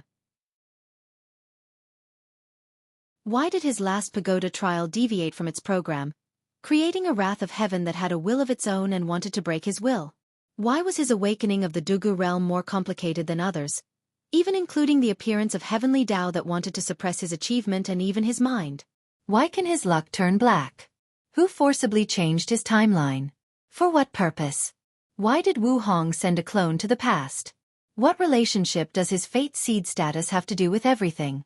What's his connection to his future self? Are they just him or maybe even enemies? Was he truly the one responsible for the Allhaven fate calamity? All answers pointed to the young man, who is his future self, who has achieved transcendence. His battle to detach himself from the chaos universe and from Grand Tao's rules to reach that level had already started before he was born. His battle against the Grand Tao has ramifications that span space and time. Past, present, and future. Wang Wei looked at the young man. I will be the last winner. He understood something after seeing this young man. He was destined to achieve transcendence. It could even be said to be set in stone. However, this version of himself might not be the one to succeed. There are infinite versions of himself in the infinite trichiliocosm, and any of them could be the one who achieved transcendence and became the main personality. Although he had the advantage of being from the primordial timeline, that's only because his transcendent self was not too satisfied with the way the previous timeline went. He's redoing it because he wants a better outcome, a stronger state of transcendence, Wang Wei analyzed. In other words, he's re-establishing his foundation by changing his timeline and how he achieved transcendence. There are paths after transcendence, and my future self is trying to reach higher levels. A seed of ambition was embedded in Wang Wei's mind. He had yearned for the quintessence realm, but now he wanted more. He wanted to be the strongest Tao quintessence powerhouse possible, ensuring he achieved the strongest transcendent state possible. If there is more cultivation after transcendence, it means his pursuit of freedom was not completed. His motivation was further fueled by the realization that if he was not the best among all his infinite variants, his future self might just choose another timeline to be the primordial timeline. I won't lose to anyone. Even myself, Wang Wei thought with immense determination. The purple-dressed young man looked meaningfully at the baby and Wang Wei before smiling lightly. His presence disappeared, leaving memories of what had just happened only to his younger self. The journey has begun, huh? But it also already ended. If you find any errors, ads pop up, ads redirect, broken links, non-standard content, etc., please let us know. Report so we can fix it as soon as possible.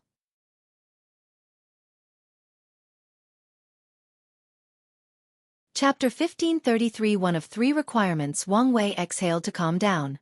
He now had a clear path forward, which increased his focus and determination to achieve his goal. He took one last glance at his parents, who looked so young. Wang Wei smiled before continuing looking all his life. He wanted to find any clue about the time nexuses. Wang Wei had to fast forward the process, but he observed everything closely. He discovered nothing unexpected until after Gu Xian's trial, when he fought the hooded figure that was probably from the future. That event was the first time Wang Wei had tasted true death, and he only survived because Wu Hong reconstructed his existence. Something is wrong with that event, Wang Wei thought as he changed his perspective. He observed his timeline from a lineage perspective. His eyes saw a single threat that represented his life from point A, his birth, to point B, the future. Wang Wei observed a slight chunk or weakness on the line that corresponds to that event. More importantly, he saw more flaws. My intuition tells me that something horrible would have happened if Hongmeng hadn't revived me, Wang Wei thought as he analyzed the situation. He jumped to the next flaw or time nexus, and it was when he proved the Tao and became an immeasurable emperor. That day was a decisive moment in his life, and Wang Wei once again felt something terrible would have happened if someone successfully killed him. Wang Wei visited all his time nexus, becoming Heavenly Emperor, establishing the perfect foundation, entering the Empyrean realm, his ascension to the upper dimension, entering the Empyrean taboo realm, and his immeasurable tribulation. I have a bad feeling about this, Wang Wei thought as he had an idea of what the time nexus was, but he wanted to ask Mithraea more information before he formed a complete opinion. He looked at his future, searching for the next time nexus. Becoming a primal, that makes sense, Wang Wei muttered. Now that he knew what was coming, he decided he would only become a primal while hiding in the safest location possible. Wang Wei sighed. He had much work to do. He entered the river of time to return to the present. He did not immediately leave his retreat, but focused on the soul attack he created as the Myriad Devourer. The technique was indeed simple. A powerful and quick attack that annihilates the soul and body. The soul power attacked the soul while the willpower destroyed the body. This technique is technically an ultimate skill, Wang Wei muttered after analyzing it. The technical part was because the technique required gathering strength for a few minutes before launching an attack on par with an ultimate skill. I just need to remove the casting length, and I'll meet the first requirement to be a primal, Wang Wei thought. He had an idea on how to achieve that, so he sent a talisman to his fiancée outside, asking whether she had finished his soul ring technique. Wang Wei received an information talisman, and he did not waste time learning it. The idea behind the soul ring technique was to condense unique soul rings in the sea of consciousness. Wang Wei created two types of soul rings, efficient and replenish. He designed efficient soul rings to reduce the burden of using perfect or ultimate skills on the soul. The replenished soul ring would then help the soul recover all the energy exhausted using the techniques. That soul ring required resources, but he had ample soul energy awaiting him to utilize. I can design a storage soul ring to store the ultimate soul attack and use it instantly when needed, Wang Wei muttered. This idea was excellent, but Wang Wei rejected it. Such an approach would mean he would need to prepare the soul ring beforehand, and they might run out during battle. The attack has reached the border of ultimate skills, so I only need to boost it slightly to cross that level, Wang Wei thought. Instead of the storage soul ring, it would be best to create a boosting soul ring. My previous self relied on perfecting a single skill for countless yuan epochs and continuous usage of his willpower against the endless resentments as the foundation of the technique. However, this meant my understanding of the soul and willpower was not complex. I just need to make up for this aspect, and the technique will be completed. Wang Wei was a man of action, so he started. His solution to adding complexity to the technique was simple. Soul Dao. One of his secondary Dao is the soul, but it was still in the Great Emperor stage. Wang Wei drew upon his memory of the soul and converted it into an understanding of the soul Grand Dao source. He also added his knowledge and experience in the subject. Wang Wei watched as his soul Dao rose to 100% at record time. He could not achieve this result if he had a lake full of merit. It seems I didn't suffer for nothing. Wang Wei sighed in relief. He had spent so long comprehending that single technique. Now, he was transferring all that knowledge and experience into cultivation. With 100% soul Dao, Wang Wei swiftly completed his first ultimate skill. He observed the rings around his soul in his sea of consciousness. He had 12 red soul rings, 12 blue soul rings, and 1 yellow ring. He stood up from the lotus position to test his strength. The red soul rings trembled and Wang Wei's body released a purple light that vanished as fast as it appeared. The void around him tore apart. Luckily, the room's formation was activated to block and repair all the damage. Wang Wei closed his eyes. The blue soul rings were already releasing light to soothe his soul. I can use at most 12 attacks. Then, I'll need the yellow soul rings to recuperate, Wang Wei calculated. However, he did not have enough resources to condense all of them. Wang Wei exhaled deeply. I've met the first of 3 requirements. With Grandma's Samsara training talisman, I should meet the second requirement soon. Wang Wei planned to review his memories to find useful information. However, he decided to be lazy and outsource this job to someone else. So, he sent the memories to Red Mask, tasking her to find useful information from them. Then, he activated the Samsara training talisman. A portal swallowed Wang Wei, teleporting him to this dark place shrouded in a gray mist. He observed his surroundings, especially the fog that enveloped everything. He realized it was some kind of unique yin qi that increased his comprehension. Is this to ensure I improve as fast as possible? I'm envious that the Yama Kings have access to such a valuable resource. Wang Wei waited a few seconds before someone finally appeared. It was him, a perfect clone with even the same soul aura. The only difference was the coldness in the latter's eyes and the lack of vitality in its eyes. Interesting, Wang Wei muttered. The training clone did not say a single word. Black lightning flashed across his eyes before teleporting before Wang Wei and punching him. Wang Wei did not want to be outdone and moved forward, meeting the punch with one of his own. He thought their strength would be similar, but he was wrong. The training clone's true will tore apart his defense and embedded itself into his body, inhabiting his regeneration. Wang Wei immediately tried to remove it, but his actions were like a child attacking a building with its small hand. The training clone continued his assault, each attack utilizing the pinnacle of true will. Wang Wei immediately entered a passive mode as he tried to analyze this ultimate Tao will skill. Is that the power of fate? He added the attribute of fate to the true will, granting it the status of fated to be here. My attempt to remove it from my body is useless because I'm literally fighting against the true will's destiny. If the river of fate said a particular true will was destined to remain in someone's body, how hard would it be to remove? This was the essence of this ultimate Tao will skill. Wang Wei's eyes lit up. He had many ideas about his Tao will skill, including fusing his Tao with it. The talisman seemed to have created the training clone from a version of himself that had completed the idea and had him fight and learn from it. What a brilliant technique! Wang Wei praised as he focused on learning it. Unfortunately for him, when he was only a quarter done, he received a talisman from Wu Hong that the Grand Assembly was happening, and it would be in less than 1,000 years. It seems I have to pause this training session, Wang Wei sighed. He could learn much in 1,000 years, but he had something else to do. So, he deactivated the talisman, returning to the retreat room. He first conjured a projection before activating an array that protected the projection. The last thing Wang Wei wanted was for Hongjun or someone else to use the projection to affect him. After ensuring his safety, Wang Wei waved his hand to summon the karmic line connected to Earth and the prehistoric world. He sent the projection through the line. I hope this trip is worthwhile, he thought. If you find any errors, ads pop up, ads redirect, broken links, non-standard content, etc., please let us know. Report so we can fix it as soon as possible.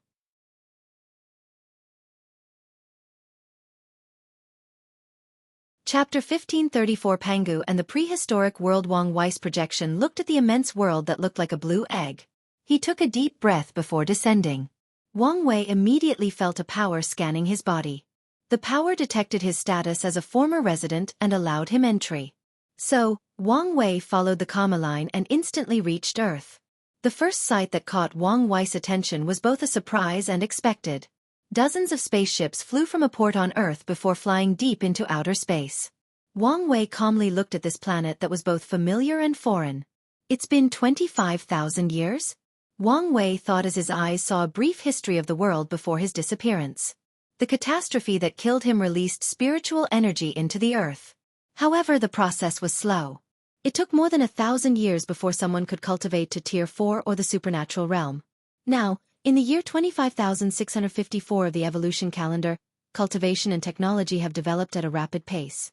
Earthlings have developed various cultivation systems tailored to their respective cultures. The West has magic, genetic warriors, and even the faith path. The East has immortal cultivation, martial arts, way of samurai, yin-yang conjurers, and many more. The South has spirit manipulation, ancestral worship, totem warriors, and more. The Southeast has Buddhist and Hindu cultivation systems and others. It's a melting pot of cultures and ideas, Wang Wei commented. He found the Earth's cultivation system beautiful. Something tells me that's how the outside world would have been had it not been for Grand Dao's strange xenophobia. Wang Wei looked at the development of humanity with a slight smile. The most powerful cultivators of the Terran Federation is only Tier 6, and they are currently fighting a civilization with a Tier 7 cultivator. However, Wang Wei did not worry about Terra since he could see their luck was prosperous. Now what should I do? Wang Wei thought. His family and friends had long since departed. He could travel to the past to meet them, but he did not dare mess around with time in this place. As soon as he arrived, he sensed countless gazes fixed on him, and 3 of them made his spine shiver. Lord Hongjun, I think it's time we have a conversation, Wang Wei said as he bowed politely. A portal manifested before him and Wang Wei stepped in. He found himself in a simple room in Hongjun's Purple Heaven Palace. Hongjun was an elderly man dressed in a light purple robe, with a butterfly-shaped jade pendant hanging from his side, a short white beard, and long white hair, his deep eyes reflecting the river of fate. Please sit. Hongjun motioned to the cushion before him. Wang Wei thanked him before sitting down. I would offer tea, But you're only a projection. If the tea has any benefit, I don't mind taking it away with me, Wang Wei said, making Hongjun laugh. Sadly, nothing can easily leave this place, Hongjun said with a gentle smile. You must have a lot of questions. Go ahead and ask. First, I want to know what it is you want me to protect, Wang Wei asked directly. That's not an easy question to answer. Before I answer, can you tell me how much you know about the history of the Chaos Universe? I'm not a historian or an expert, but I do know more than most, Wang Wei replied before telling him many things he knew, showing he knew a lot more information than regular paragons. Of course, he hid many secrets as well. Perhaps Hongjun knew these secrets or didn't care. Regardless, Wang Wei did not want to take the risk. You do know a lot. In that case, let's start from the beginning, Hongjun said before waving his hand. The surroundings changed, showing a visual representation of history. At the beginning of heaven and earth, the world was in a state of transition between nothingness and existence. Grand Tao was young, so it created numerous creatures with the intention that they would help it complete the world. Wang Wei saw a beautiful and voluptuous woman in a green robe, with a cold and indifferent expression slowly creating these weird-shaped creatures. Wang Wei's lips twitched when he realized this was the form that Grand Tao took. The first two creatures Grand Tao created were Perfection and Observer, Hongjun continued. Grand Tao took its time to mold two creatures. Perfection was a golden sphere, and Observer was a floating eye. Grand Tao spent eons discussing the creation of the world with these creatures. Perfection and Observer soon proved themselves talented in this area, especially Perfection. It had all the ideas on how to create a perfect world. Meanwhile, Observer recorded all the ideas, laws, and failed products of their discussions. Wang Wei watched as Grand Tao sat before all these creatures, talking with them as if this was a sermon. It took a while, but Grand Tao soon realized Perfection's plan was not feasible. The creation of a perfect world meant no room for growth, improvement, or development. Grand Tao did not know why, but it knew the world needed to evolve. What happened next is like most tales. Perfection could not accept its mother's denial of its ideal, so it revolted. It convinced the other creatures to side with him by promising to perfect them.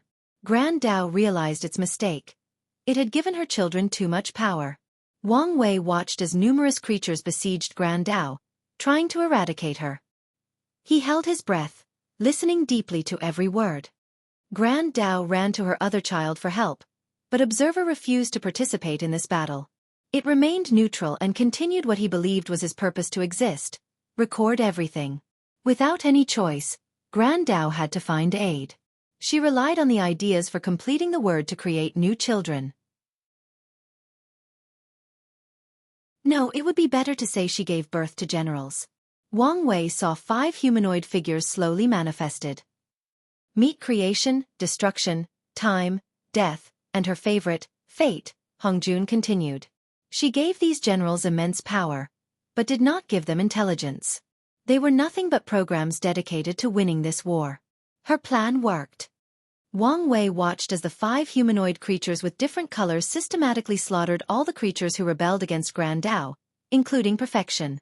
Grand Tao won, and the first thing it did was create the first taboo: banning Perfection. Its second action was to take control of the last variable in the world. However, before she could move, something unprecedented occurred. Observer used all its knowledge to become enlightened and reached a level higher than its mother. It transcended. Wang Wei saw the eye standing above what looked like the Chaos Universe. Observer did not stay long after detaching itself from the Chaos Universe. However, its presence fundamentally changed things. Grand Tao received a reward or nourishment from beyond the Chaos Universe, from a place with many names: Prime Origin, the Alpha Genesis, the Beyonder, and Hongmeng. Hongjun saw his calm reaction to the term Hongmeng, and secretly nodded. Observer's ascension showed Grand Tao her purpose. She knew that she needed to recreate her second son's success, but she also knew things could not be chaotic again. So, she started her plan. Observer had left detailed records, including laws. Grand Tao used these records and her general creation to create the first grand construct: primordial chaos. She turned time into the river of time to allow the sentient creatures to grow. She turned death into the underworld, an early version of samsara. The underworld was simply to ensure that the future lives in this world could die more easily in case they rebelled, and the underworld could recycle their soul. Finally, Fate turned into the River of Fate. I said he was her favorite. Do you know why?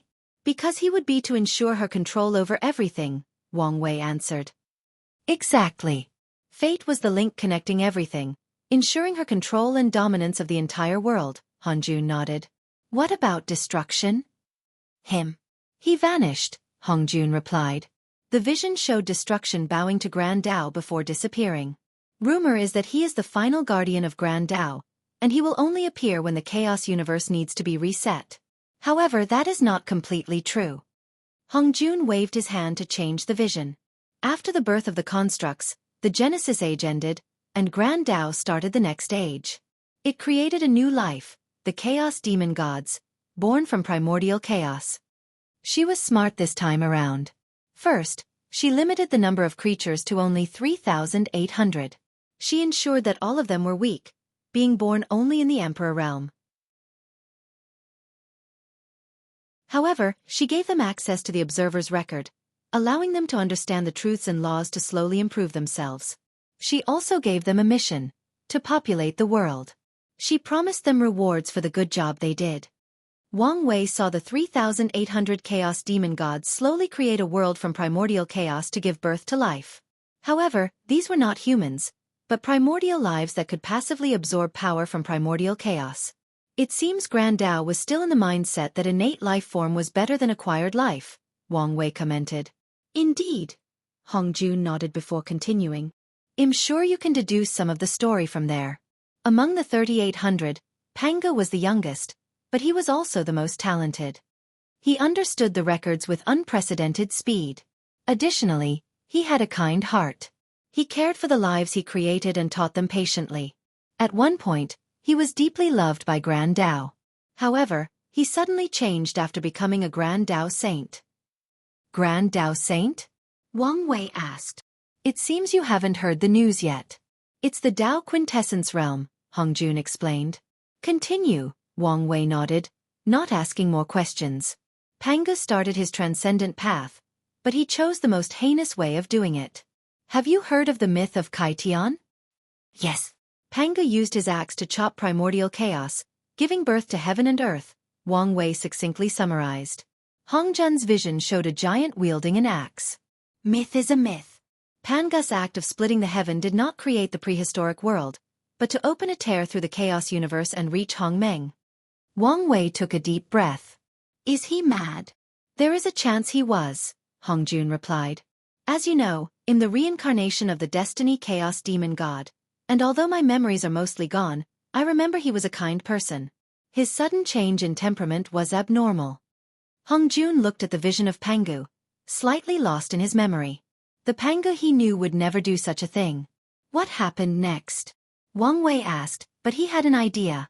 In the myth he read, the Chaos Demon Gods attacked Pangu to stop him. Grand Dao ordered us to stop him. However, his mastery of power origin was beyond everybody. He killed all of us with a few attacks before continuing his madness. Without any choice, Grand Dao summoned her general, Destruction. The two flights for many years, killing all life in the universe. In the end, Pangu was defeated.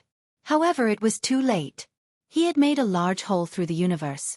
At the last moment before his execution, he made a bargain with Grand Dao. He will use his body to plug the hole. Grand Dao reluctantly accepted his plea.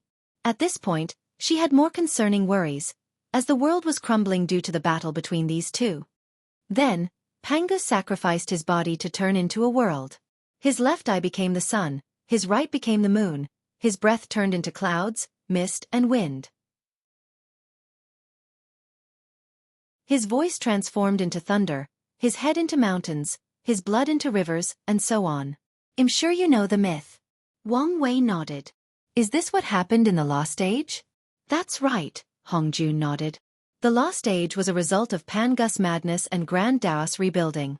She learned from her mistake and became stricter as a result. She turned observers' records into the Grand Dao source, no longer granting sentient beings direct access to the fundamental laws of the world.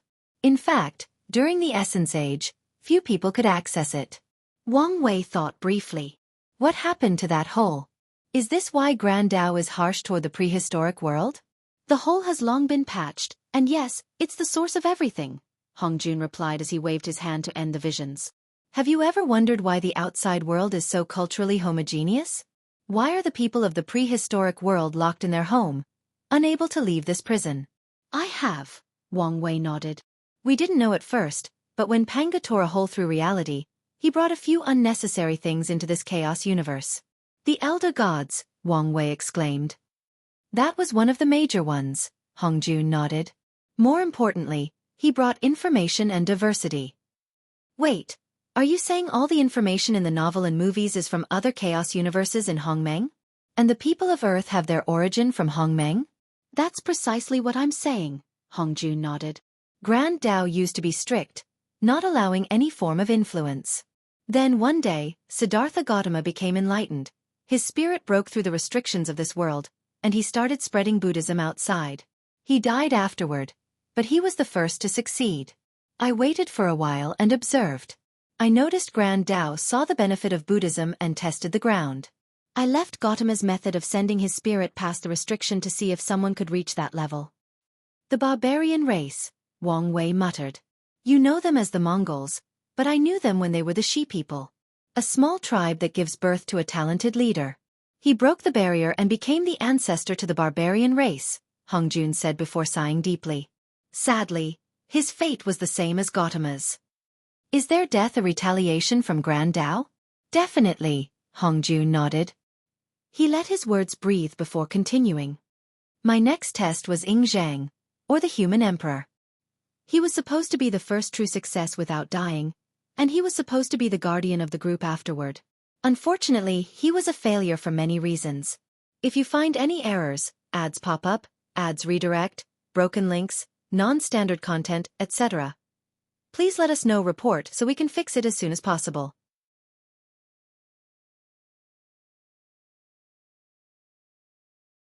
Chapter 1535 The Grand Escape. I figure there were others, Wang Wei said. I'm guessing their purpose for existing is the same as mine? I've always had one purpose, Hongjun said. To protect this world. Pangu took advantage of the crack to utilize a bit of the power of Hongmeng to cast a protective barrier around the prehistoric. The barrier has severely limited Grand Dao's intervention into our worlds. Hongjun sighed. Gautama's action showed us hope, but it also weakened the barrier. Grand Dao realized that the spread of Buddhism, or adapting ideas from the prehistoric world, was the best way to assimilate our world and remove the barriers. I knew it was only a matter of time before the protection period would end, and we would be in danger. However, I also thought I had more time. I knew sending these people through the barrier would accelerate things as they share ideas from Earth.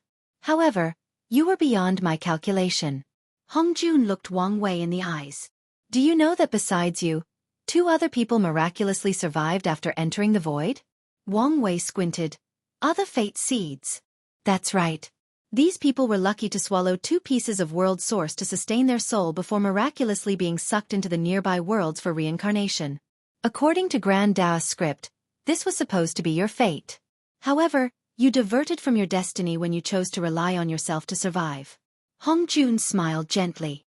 When I saw you, I was shocked and awed, but also terrified. I planned for 3 people to reincarnate and return to the prehistoric world to protect the world. The other 3 were chosen by Grand Dao to compete with other fate seeds for the cardinal position. I saw your potential and knew I could not allow someone like you to become Grand Dao's lackey. Your first instinct was probably to eliminate me, Wang Wei said. It was, Hongjun admitted. Then why didn't you? You're a diviner, so you should understand that the best and worst things for us are unknown or unpredictable variables. I figure I should observe first. The worst that could happen is you die an untimely death, and if possible, I can guide you to be a variable on our side. Then, as I watched your actions and knew what kind of person you were, I decided to gamble. Wang Wei nodded. He now understood Hongjun's mindset and why he helped him during his time as the Myriad Devourer. With 5 people from Earth spreading ideas, the destruction of the prehistoric barrier accelerated. But it was nothing compared to you. Your existence destroyed all the calculations and predictions I made, Hongjun said. Regretting your gamble? Wang Wei asked. It's too early to say, Hongjun smiled. However, my intuition tells me I have made the right choice. A cultivator should trust their senses, Wang Wei nodded. He thought briefly about everything Hong Jun said. To clarify, the thing you want me to protect at all costs is the prehistoric world? Hong Jun nodded. I know people like you are intrinsically paranoid, so I'll lay everything on the table. My path is similar to Supreme Unity, except more complete. I condense my soul quintessence by linking with Heavenly Tao, and unfortunately, my connection is even deeper than Supreme Unity. If something happens to this world, I will not survive. I understand, Wang Wei said. He did not completely trust or believe Hong Jun's words. There must be many things the latter is hiding, but for now, it appears his task is only to protect this world. This place is also my home, so I have no issue fulfilling my oath. However, you should understand that I cannot do that alone. Don't worry. The other three have the same oath as you. When the time comes, you can work together, Hong Jun reassured. No problem, Wang Wei nodded. But is that it? I have a feeling that this is not the end of this conversation. As astute as ever. However, the next conversation does not have anything related to me, Hong Jun said. Don't say that. You couldn't have facilitated the world collision or other plans with us, said a booming voice. You can't sell us out now, said a captivating male voice. Wang Wei saw two people appear in the room. The first one was an old man with white hair and a thick white beard, dressed in all white, with his eyes naturally glowing. He radiated holiness, divinity, and nobility, and he was the one with the booming voice. The second one was a middle-aged black man dressed in African garments with the design of a spider. The man was slightly handsome, but the mischievous look in his eyes distracted from his handsome features. As soon as Wang Wei saw this man, he felt he was a cunning bastard that he should be careful against. Yahweh and Anansi, Hong Jun introduced. As I said before, he's not a part of the plan, so you need to negotiate with him on your own. Wang Wei frowned. He recognized the name Yahweh, but it took him some time to remember Anansi, the Western African god of story, wisdom, knowledge, and trickery. He only remembered it because he once read an online novel that mentioned it. In hindsight, that novel treated him poorly and was probably racist. Lord Yahweh, Lord Anansi, he stood up to bow. No need for the pleasantries, Yahweh said before two cushions appeared next to Hong Jun. Wang Wei then returned to his sitting position. He observed these two soul quintessence powerhouses, focusing on Yahweh first. A path of faith? But why is the aura weird? He thought. He did not dare stare for too long before observing Anansi. His aura is familiar.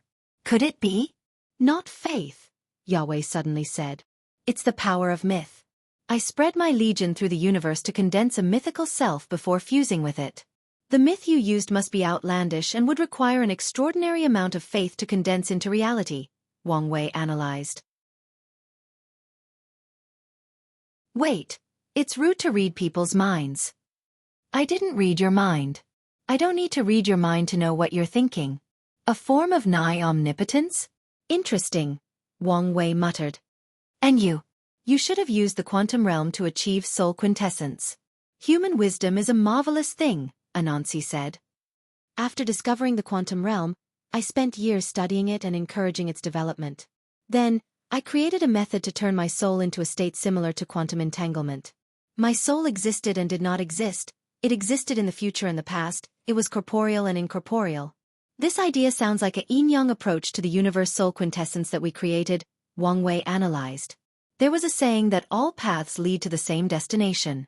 Another saying said that the end of science is theology, and Anansi was the proof of this saying. Hong Jun said you had something to negotiate with me, Wang Wei asked, not hiding his intrigue.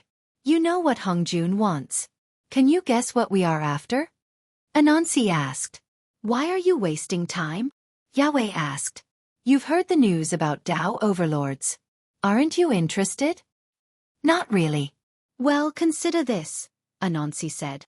We need to know whether he's truly capable of helping us. You have a point, Yahweh nodded. He looked intently at Wang Wei, awaiting his answer. Wang Wei's lips twitched. He exhaled before entering deduction mode. Can I assume you two are not restricted like Lord Hong Jun, and your priority is not the protection of the prehistoric? That's a fair assumption, Anansi nodded. Let me think. People on your level only want to go higher, but this world must be restricting your progress. There is a slight possibility that Grand Dao allows people of my race and ethnicity to leave the prehistoric world in the future, but the chances of it doing the same for all races of Earth are slim. So, if I were in your case, the only way forward would be to escape. You want me to make another hole into the Chaos Universe so you can enter Hongmeng and continue cultivating in other Chaos Universes. I guess it wasn't all bragging, Yahweh said. You guys must be mad, Wang Wei said. Even if he had this kind of strength, why would he put a target on his back? He had already known Pangu's path was a dead end, so why would he repeat it? Calm down, Anansi said with the soothing voice of a storyteller. Your thinking is too extreme. Too extreme? Oh right. I may not need to make a hole in reality for you guys to escape. Maybe there are other ways to leave the Chaos Universe without damaging it. However, such an approach will probably be more complicated. Everything was possible, meaning there might be something he doesn't know. Now you're getting the full picture, Anansi nodded. Wang Wei frowned. This idea is sound on paper, but there are many problems he can think of. Can you guys even survive in Hongmeng? According to our calculations, the minimum requirement to survive is our realm, Yahweh replied. That's good to hear. Do you have any leads for an exit? If you find any errors, ads pop up, ads redirect, broken links, non-standard content, etc., please let us know report so we can fix it as soon as possible.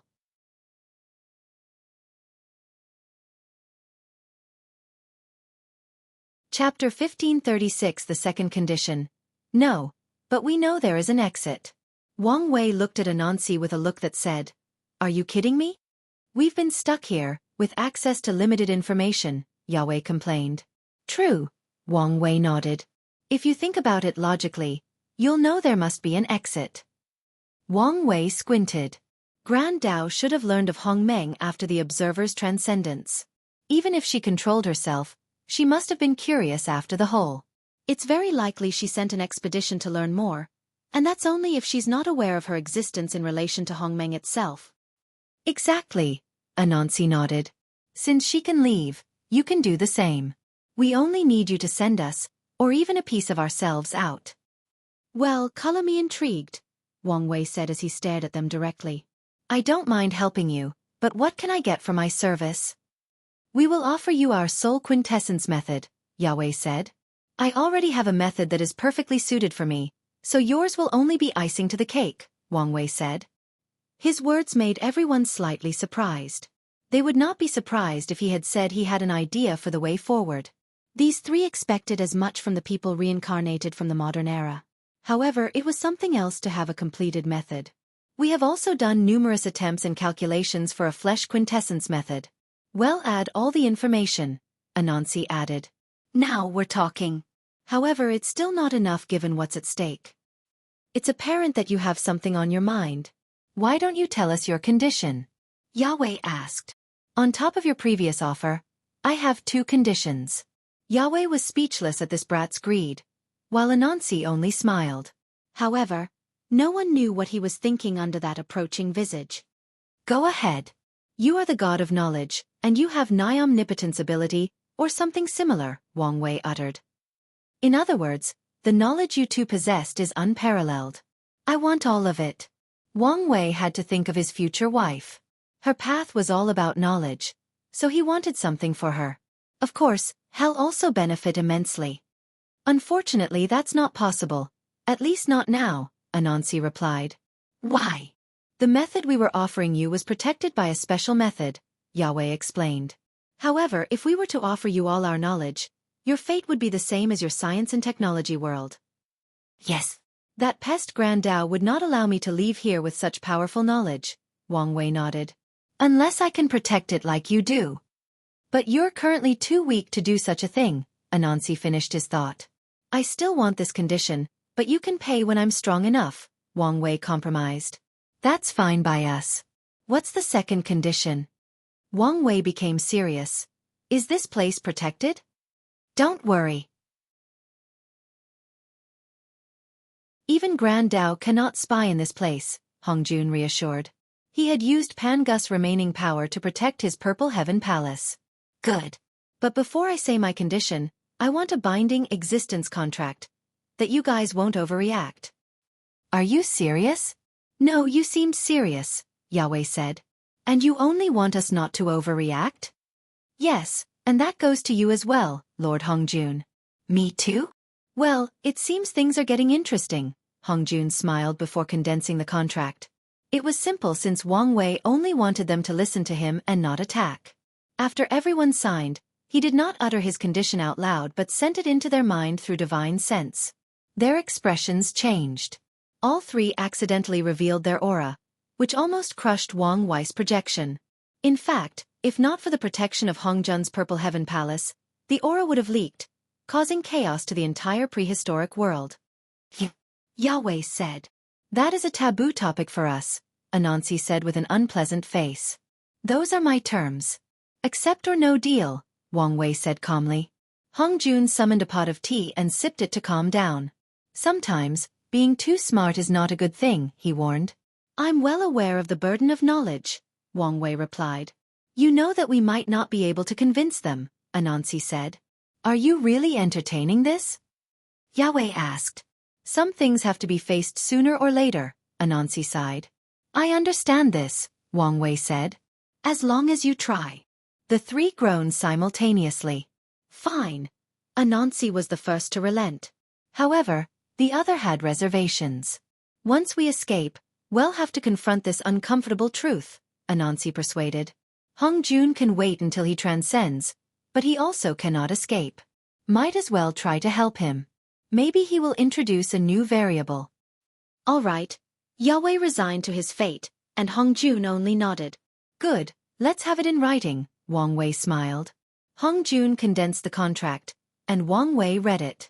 I immediately frowned. I want everybody's help, not just you three. You're going too far, Yahweh snapped. How much help can the three of you be? Plus, there is no guarantee that you have more influence than them. Wang Wei's request had a significant impact. In fact, even he was not too sure to what extent. The idea came into his mind, and his intuition told him it was extremely important, maybe even more important than his true transcendent path. We can't force others to sign such a contract? Anansi argued. Can you honestly say you're the only one escaping? You won't bring other people with you? Wang Wei sneered. Since they can benefit from my action, they can take the time to help me. Anansi and Yahweh looked at each other, communicating through their minds. Fine, you win. They sent the contract out to numerous people.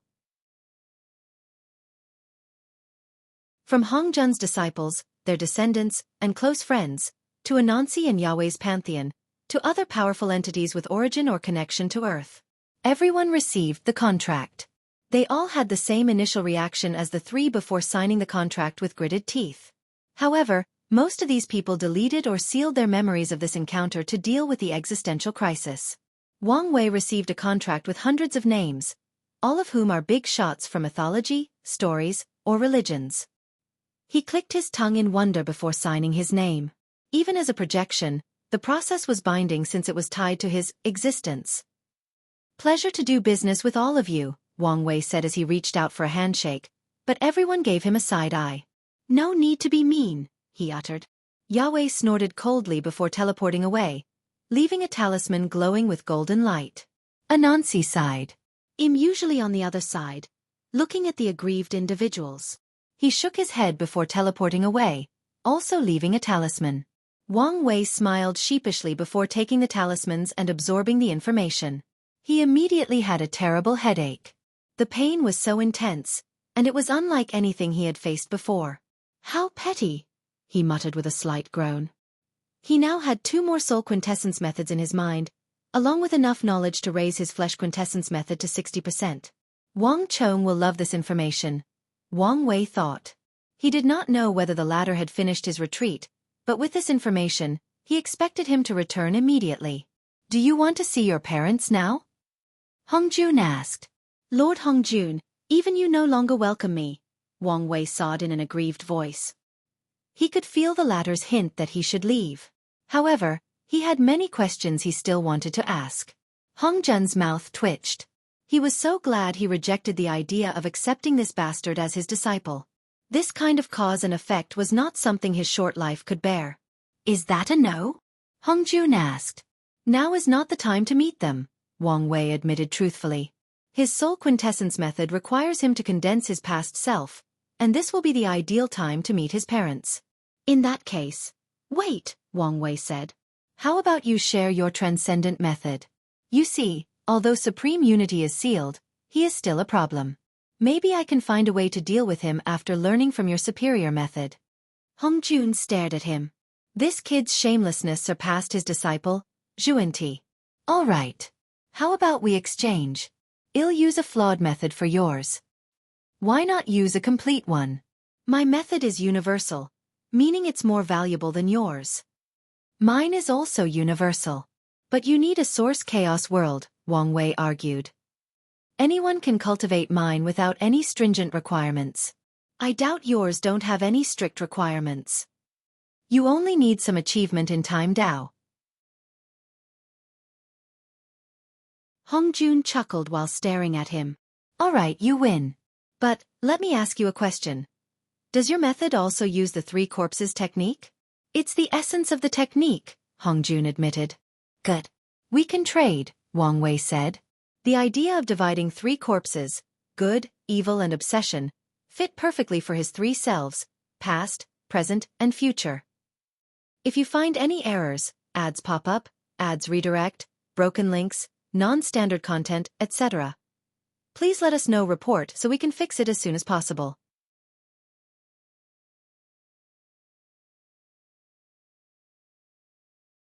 Chapter 1537. A peak of the highest level. Hongjun calmly watched Wang Wei's projection disappear. He continued drinking his tea while in deep thought. Today's event was clear in his mind. This was not what was supposed to go, Anansi said as he reappeared in the room. That kid is dangerous, Yahweh said. Are you sure we can rely on him? He did not fully believe in the existence contract. After seeing what Wang Wei was capable of, he would not be surprised if the latter found a loophole. Do we have another choice? Anansi said. Ying Zhang was a disappointment, and the other three, despite being years ahead of him, Wang Wei has nearly caught up to them. More importantly, it's the all-heaven fate calamity. Anansi looked at Hongjun. Do you think it's him? If it were before, I was only 50 to 60% sure. But now, it's more than 70 to 80%. Is that so? Anansi muttered, thinking of the implication. It may be good news for us that he is the aggressor. It also meant we have no choice but to pick his sides or we're screwed, Yahweh added. Grand Dao is already set on eliminating them, so if they choose Wang Wei's side, they have no place left for them in this infinite chaos universe. We don't have a choice, but they still do, Anansi said, looking at Hongjun. I would be foolish to betray him and choose Grand Dao's side, Hongjun said calmly, not happy with the latter's insinuation. You may feel that way now, but that doesn't mean you won't change in the future, Anansi sneered. Or that others might have the same sentiment, Yahweh added. I can't control what others do, Hongjun shrugged. You're not taking this seriously. If the day comes and Grand Dao tries to lure you into her side, a civil war will start, Anansi warned. Other race powerhouses cannot leave the prehistoric world, meaning they will have no choice but to choose the mad emperor in the prophecy. Hongjun frowned, thinking deeply about these words. Then let's start preparing. They need to avoid a civil war at any cost, so it's best to prepare now. Although the choice will not be an issue for a while, it's best to start acting now. Hongmeng. Wang Wei opened his eyes and looked at the chaos universe. Then, he started laughing out loud. I have to give credit to myself. I can't believe he figured it out on his own, with so little information, Wu Hong said. This version of yourself is indeed the best so far. Indeed. But he's still a little naive. Let's help him, Wang Wei said as he snapped his finger, supplementing the idea that Wang Wei had when he was asking for his second condition. You're going to pay for that, Wu Hong said. It's worth it, Wang Wei smiled. Do you think they will help us? Wu Hong asked. She was worried they would stop the plan instead of helping. Why not? These people are as ambitious as we are. They've been searching for a way forward even longer than we have. Now, They have a guinea pig to show the way forward. Why wouldn't they help? Wang Wei smiled. Maybe, Wu Hong muttered. Is something wrong? Are you sure about this plan? You are doubting things now? Wang Wei said with a wry smile. I'm not doubting it, but I just think we could be more conservative. You could try the 8th transition first before proceeding with the 9th transition.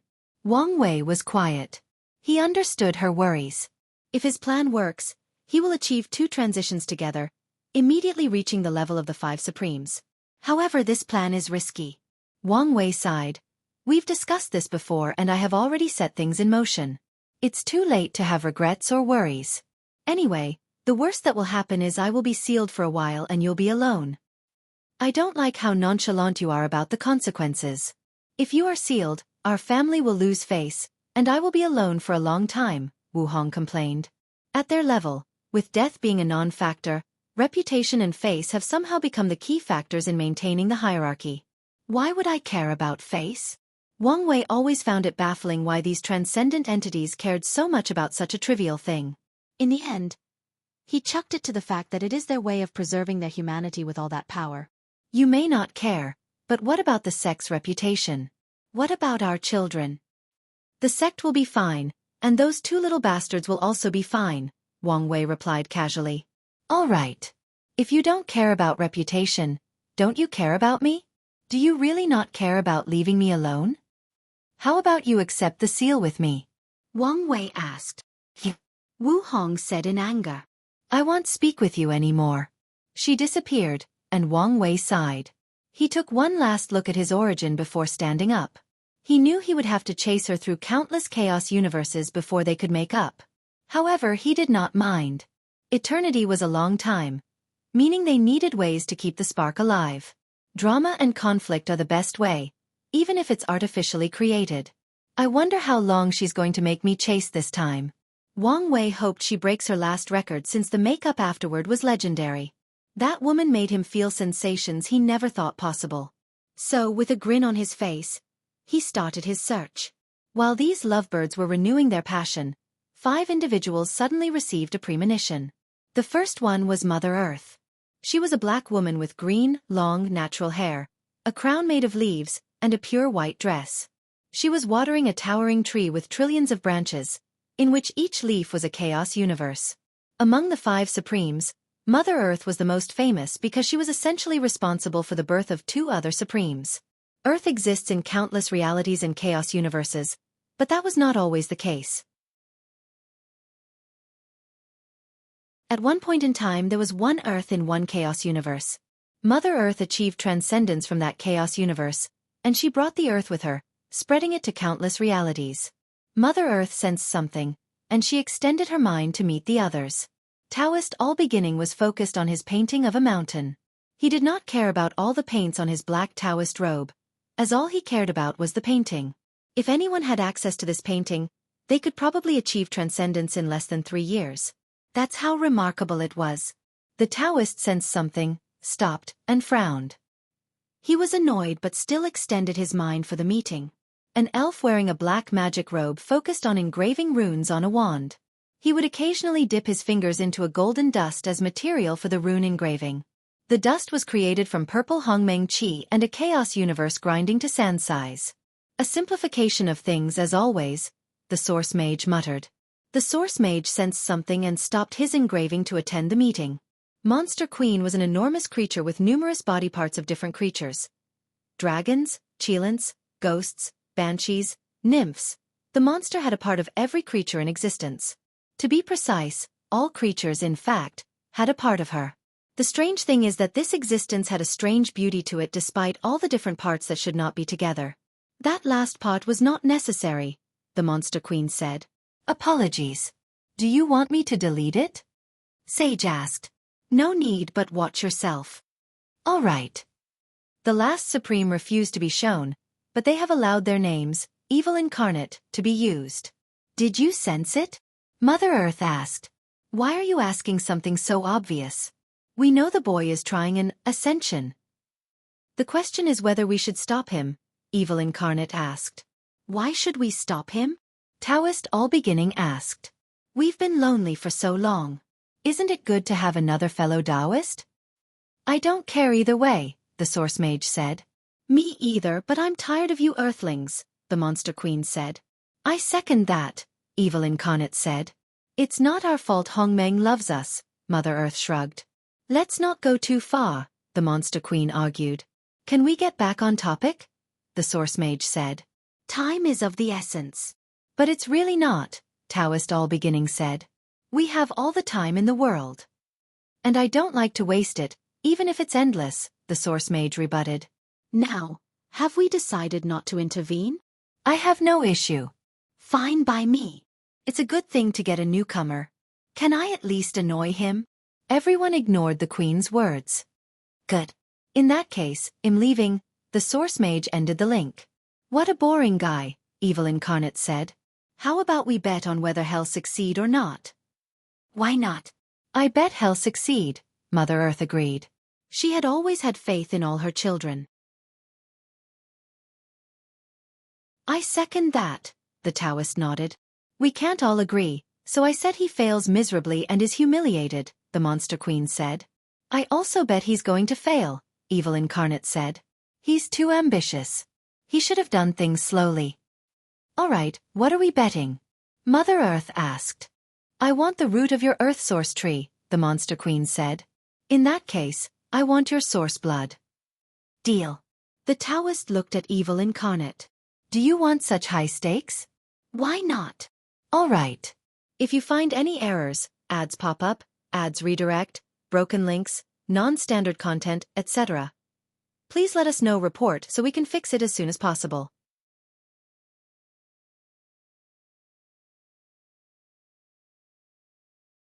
Chapter 1538 The framework expands. Wang Wei opened his eyes and exhaled deeply. He took a moment to review the conversations he had with the three of them. He did not miss a second word, a single micro-expression, or even a second body movement. Wang Wei microanalyzed every aspect of that meeting to ensure he did not miss anything. I need to discuss this with the wife, he muttered. He stood up while checking how much time had passed. Is there less than 1 year until the Grand Assembly? An interesting time difference. His conversation with these people was not even an hour, but more than 1,000 years had passed. Wang Wei teleported outside, calculating how long he spent in retreat. He first spent 70,000 yuan epoch in his first retreat before meeting Mithraea. Their discussion took only 500,000 years, and Wang Wei had to retreat again. Now, he has spent another 30,000 yuan epoch. It's not that bad, he thought before walking toward Wu Hong's workroom. As he approached, the twins had just left the room, running into him. Their bodies stiffened for a second before saying, "Congratulations on your retreat, Uncle Master." Wang Wei smiled smugly. "Thank you, and congratulations on becoming primals. Master told us you contributed to our success, so we would like to thank you," Song Jiang said. He waited for his sister to say something, but her mouth was quieter than a mouse trying to sneak food. So he had to elbow her. "Yes. If not for your nurture core, who knows how long it would have taken us to reach that level," Song Lulu said with a forced smile. "No need to thank me. Your accomplishments are the result of your talent, hard work, and your master's unrelenting effort," Wang Wei said. He knew that he had mostly accelerated their progress, but most of it was due to their own effort. Well, I'm sure you're busy. I'll go see your master." Wang Wei waved before walking inside. He saw Wu Hong surrounded by scrolls and jade talismans, reviewing papers and signing orders. He was immediately distracted by her unparalleled beauty. He was about to ask her to roleplay as a hardcore CEO with glasses, and he would be her secretary, with whom she was having an affair. However, he was immediately distracted by her aura. "Your aura. Have you completed the 13 Transcendent Foundation?" Wu Hong replied without raising her head. "There wasn't enough time, so I've only condensed the spirit seed." Wang Wei immediately frowned. "Can you stop the process of foundation re-establishment?" "With the right trick it's possible." The backlash. More pain. Then it wasn't wise to risk it, Wang Wei said. He did not want her to suffer. The Grand Assembly is important, and I couldn't waste time waiting for its arrival. Wang Wei sighed. He found a seat next to her and prepared tea and snacks, waiting until she finished all her paperwork. The process took more than an hour, a sign of her workload. Why are you so busy all of a sudden? Don't you have a continent lord to do all the bureaucratic work? We have entered war mode, and I need things to be perfect, Wu Hong said as she drank her tea and snack. This is not bad. You made it? It's one of the recipes from the Hui clan, Wang Wei replied. He once invested in a man named Hui Mengwei, and even sent the latter to study under Chen Xilan's teacher. It's a decent recipe, Wu Hong praised as she finished her snack. Your aura is also different. I reckon the results of your retreat were satisfactory? Oh, you have no idea, Wang Wei said before telling her everything that happened, except about his second condition. It's not that Wang Wei did not trust her, but he did not want information to be revealed. He was more confident that the situation of the prehistoric world was better equipped to hide the information from Grand Dao. Wu Hong listened attentively without commenting, and when he finished, she muttered, "So, it's true." "What is?" "I heard rumors that there were hidden grand constructs, and one of them was the Hall of Records, said to contain all the knowledge, truth, prophecies, and secrets of the world. From your story, it's like Grand Dao used the Observer's Record to create the Grand Dao source that contained all laws, and the Hall of Records to contain information." "Now that you mention this, I thought of something," Wang Wei said. "The 5 supreme outlaw Daos each have a grand construct except for creation, destruction, and heaven. However, we know destruction might still exist in the form of a battle puppet or something. But, the Hall of Records may be the construct for Heaven Dao." "The Pool of Creation," Wu Hong suddenly said with brilliant eyes. "I once read that term on a parchment. Ever since, I've been trying to understand what it was.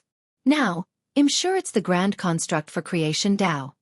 It's very likely that the general destruction was also turned into a construct after building primordial chaos and the Grand Dao source. Do you think the Grand Mist Wheel is connected to the Pool of Creation? Although the source of energy for the mist comes from the source chi space," Wang Wei commented. "Everything is connected, so it's possible," Wu Hong nodded. "True." Speaking of the source chi space, Hongju never mentioned when it was created. Do you think it came later? Definitely.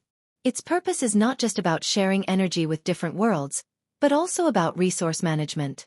So if I had to guess, Grand Dao created the space after the Essence Age to prevent cultivators from using too much power, Wu Hong analyzed. True. What about the Cardinal and the Tribunal? Do you think they existed before or after the Essence Age? It doesn't have to be either or. Grand Dao probably had the concept of the Tribunal during the Essence Age, and only completed it afterward. By that logic, the Source Chi Cardinal is the youngest. However, that does not truly matter, Wang Wei said with squinted eyes. The real question is whether there are cardinals or people in control of these hidden constructs. After seeing what happened with the Observer, I doubt Grand Dao would grant anyone full control of all the world's secrets, even if she had already separated the law aspect from the Hall of Records. The power of destruction is the sharpest stick in her hands, so that only leaves the Pool of Creation, Wang Wei muttered.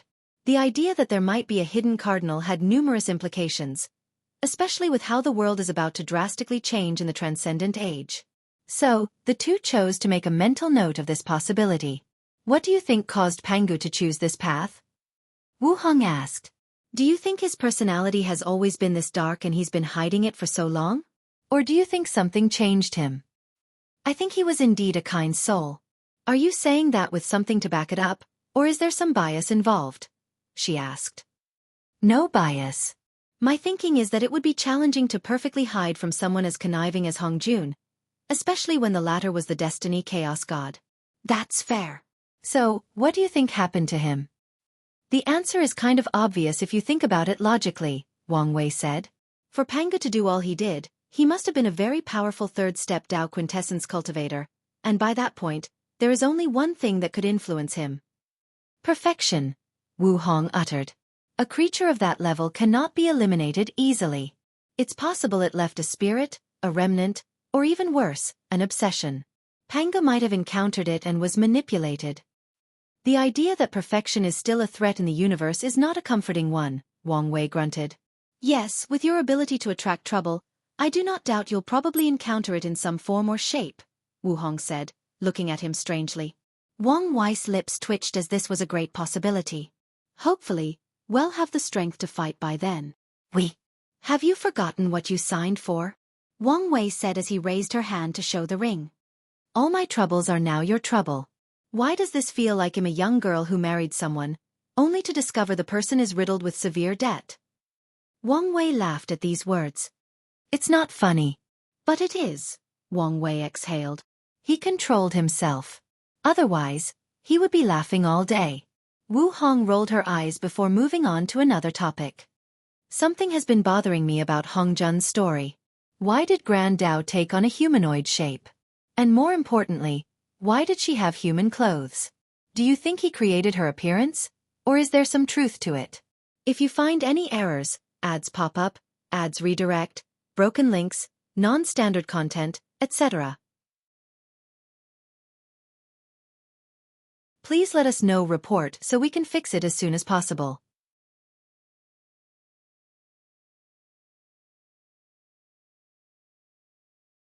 Chapter 1539 Hongmeng will. I had the same question, Wang Wei nodded. All creatures will eventually turn into a human shape for cultivation, which is the Dao shape modeled after Grand Dao. There are theories that the reason the human race is so powerful is because they are born with a Dao shape, not required to transform, unlike other races. Grand Dao started to take the one-eyed shape, probably copying the observer's shape. You think Grand Dao's human shape is due to her imitating someone else? Wu Hong asked with a raised eyebrow. But who? Do you think our chaos universe has a creator? It would make sense if Grand Dao copied and learned from its creator. Her attitude would also explain her xenophobia. Perhaps Grand Dao only wanted life forms that resembled her creator. I don't think there is a creator, Wang Wei shook his head. Or if there were, the latter is very irresponsible. If you look at history, it's obvious that Grand Dao was ignorant and spent a long time creating and perfecting the systems of the chaos universe. Now, compare that to when we create a word with the Grand Mist Wheel. The world was too disorganized, especially during the Genesis Age. Grand Dao didn't even know she had to cultivate Transcendent tier cultivators to benefit itself. If we follow your train of thought, Grand Dao and the chaos universe were created naturally due to a system that exists in Hongmeng to create more worlds and life, Wu Hong analyzed. It looked like this because it passively received information from Hongmeng, like the people of Earth, and was influenced to take that shape. While that's the most likely case, there are two other possibilities, Wang Wei continued, his eyes embodying the essence of wisdom. First, some random female transcendent passed by when the chaos universe was still in its infancy. Her presence subtly affected Grand Dao, and she modeled herself after this transcendent being. Secondly, the chaos universe is a micro-representation of Hongmeng, meaning Hongmeng has its own controlling entity like Grand Dao. When that entity ordered Grand Dao to create a new world, it also left some information, and Grand Dao chose that shape from the data. No matter which is the truth, I do believe there is such a thing as a Hongmeng will. It's the only organization system that makes sense. Heavenly Dao, True Heavenly Dao, Grand Dao, and Hongmeng will, Wu Hong deduced. However, her words immediately created a tension in the room. The two looked at each other, knowing their conversation had reached the threshold of alarming Grand Dao. Wang Wei looked at the sky. He always wondered how Grand Dao seemed to know when people were discussing taboo topics, even in a protected area. Now, he had a feeling it was an ability similar to Yahweh. Grand Dao may not know exactly what people are discussing, but it knew who was doing it and the general idea.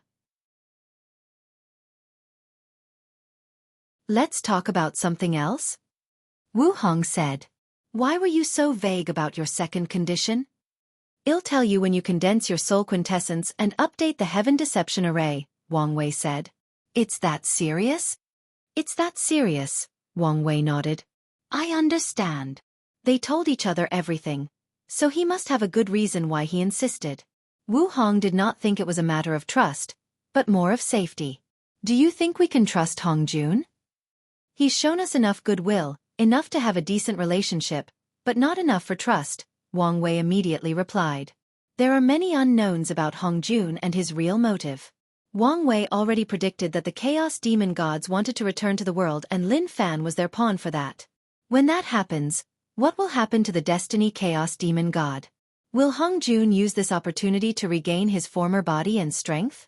Would someone else inherit the strength of that demon god, forcing Hong Jun to fight for its previous live's power? For now, Hongjun's status as a chaos demon god is a variable that makes Wang Wei wary to trust him in any capacity. So, while he has no issue working with the latter, he would never truly trust him until he has answers to these questions. Well, that's fair, Wu Hong nodded. Anyone who can enter the first step of transcendence before the ultimate taboo is not someone to treat lightly. Not to mention that Hongjun achieved success in a strange world like the prehistoric world. Let's learn these techniques before I forget, Wang Wei said as he summoned a talisman with unique power attached to them. They then used their divine sense to memorize the technique inside. Meanwhile, Wang Wei connected to her soul and shared the other two methods with her. It's a lot, Wang Wei complained. No transcendent technique was simple, and even memorizing these techniques could put a burden on a paragon's soul. By the way, did anything major happen while I was in seclusion? I mean, besides the upcoming Grand Assembly? One major and two minor events occurred, Wu Hong explained while digesting the three methods in her mind. She regulated her mind before answering. The first minor event is the Skill Path Association found their luck-condensing artifact, the Dao Path League. Wang Wei chuckled at this news. It seemed miscellaneous finished the copy. The second event is that news about the exchange scroll was leaked. From our side or Kong? Wang Wei asked with a frown. Kong, Wu Hong revealed. He was gathering merit by forming a secret coalition with small factions and the devil cultivators. While he was successful, he was also too greedy, and the news was revealed. Kong's probably now a peak paragon with all that merit, Wang Wei thought. More importantly, as the chosen one, it won't be long before he has a fortunate encounter to start his path to primal. By now, these people should have deduced that the sect has an exchange list, and they also realized why you asked for such an exuberant price for the information about the gate. That's right. You should be careful, as these people will try to force the Dao opening sect to make the scroll public for everyone to use. They didn't do that to Kong. They tried, but once again, Buddhism came to his defense, Wu Hong explained. As expected as the protagonist, the top dog is already protecting him, Wang Wei commented with a chuckle. Kong did a great job by building the coalition with small factions, deepening his academy's foundation. However, it was stupid of him to make such a grand mistake by revealing such information. Wu Hong looked at him strangely. Why are you so calm about this information? You should understand that if the majority votes for the Dao opening sect to hand over the scroll, there is nothing you can do to stop it, unless you can fight everyone or get Mithraya's support. It won't get to that point, Wang Wei said calmly. Wu Hong looked at him, and a flash of understanding glistened in her eyes. You think Heavenly Dao will make the exchange list official at the assembly? It's the perfect time and place, isn't it? Wang Wei smiled. The exchange list was for everyone to benefit and prepare for the disaster. Now that the previous and current chosen one have already benefited, it's time for everybody else to have access. That is the best move true Heavenly Dao can make right now, Wu Hong nodded. What was the major news you mentioned? News about the Quintessence Realm has already spread among paragons, Wu Hong revealed. And there are titles with the respective realms. Oh. First step is called Primordial Chaos Saint or just Primordial Saint. Saint, huh? Wang Wei muttered. He could not help but think that the name was chosen because of the prehistoric world. There are many systems with Saint in their cultivation name, but in the prehistoric world, that name is reserved for the people who stand at the top of the pyramid. Was the name chosen to symbolize that they were now the peak of the primordial chaos? Probably, Wu Hong nodded. She was not entirely sure about these names, as she had not been part of the meeting that decided them. The second step is called Tribunal Saint, probably chosen in order not to piss off the cardinals. Wang Wei nodded. It could also mean that the second step is on par with the cardinal. Then it would be the same for the third step as they are called Grand Dao Saint. A being on par with Grand Dao, Wang Wei muttered. Hongjun used that name to describe Pangu's realm. Wait, who decided these names anyway? A group of primordial saints had a meeting, and from what I hear, 2 tribunal saints from the primeval body mansion and the Desire Heart Palace revealed their presence and acknowledged these titles. The Transcendent Age is coming. It makes sense that these factions wanted to show their presence to warn others. They probably wanted the luck and destiny for naming these realms, Wu Hong added, and Wang Wei agreed. If you find any errors, ads pop up, ads redirect, broken links, non-standard content, etc., Please let us know report so we can fix it as soon as possible.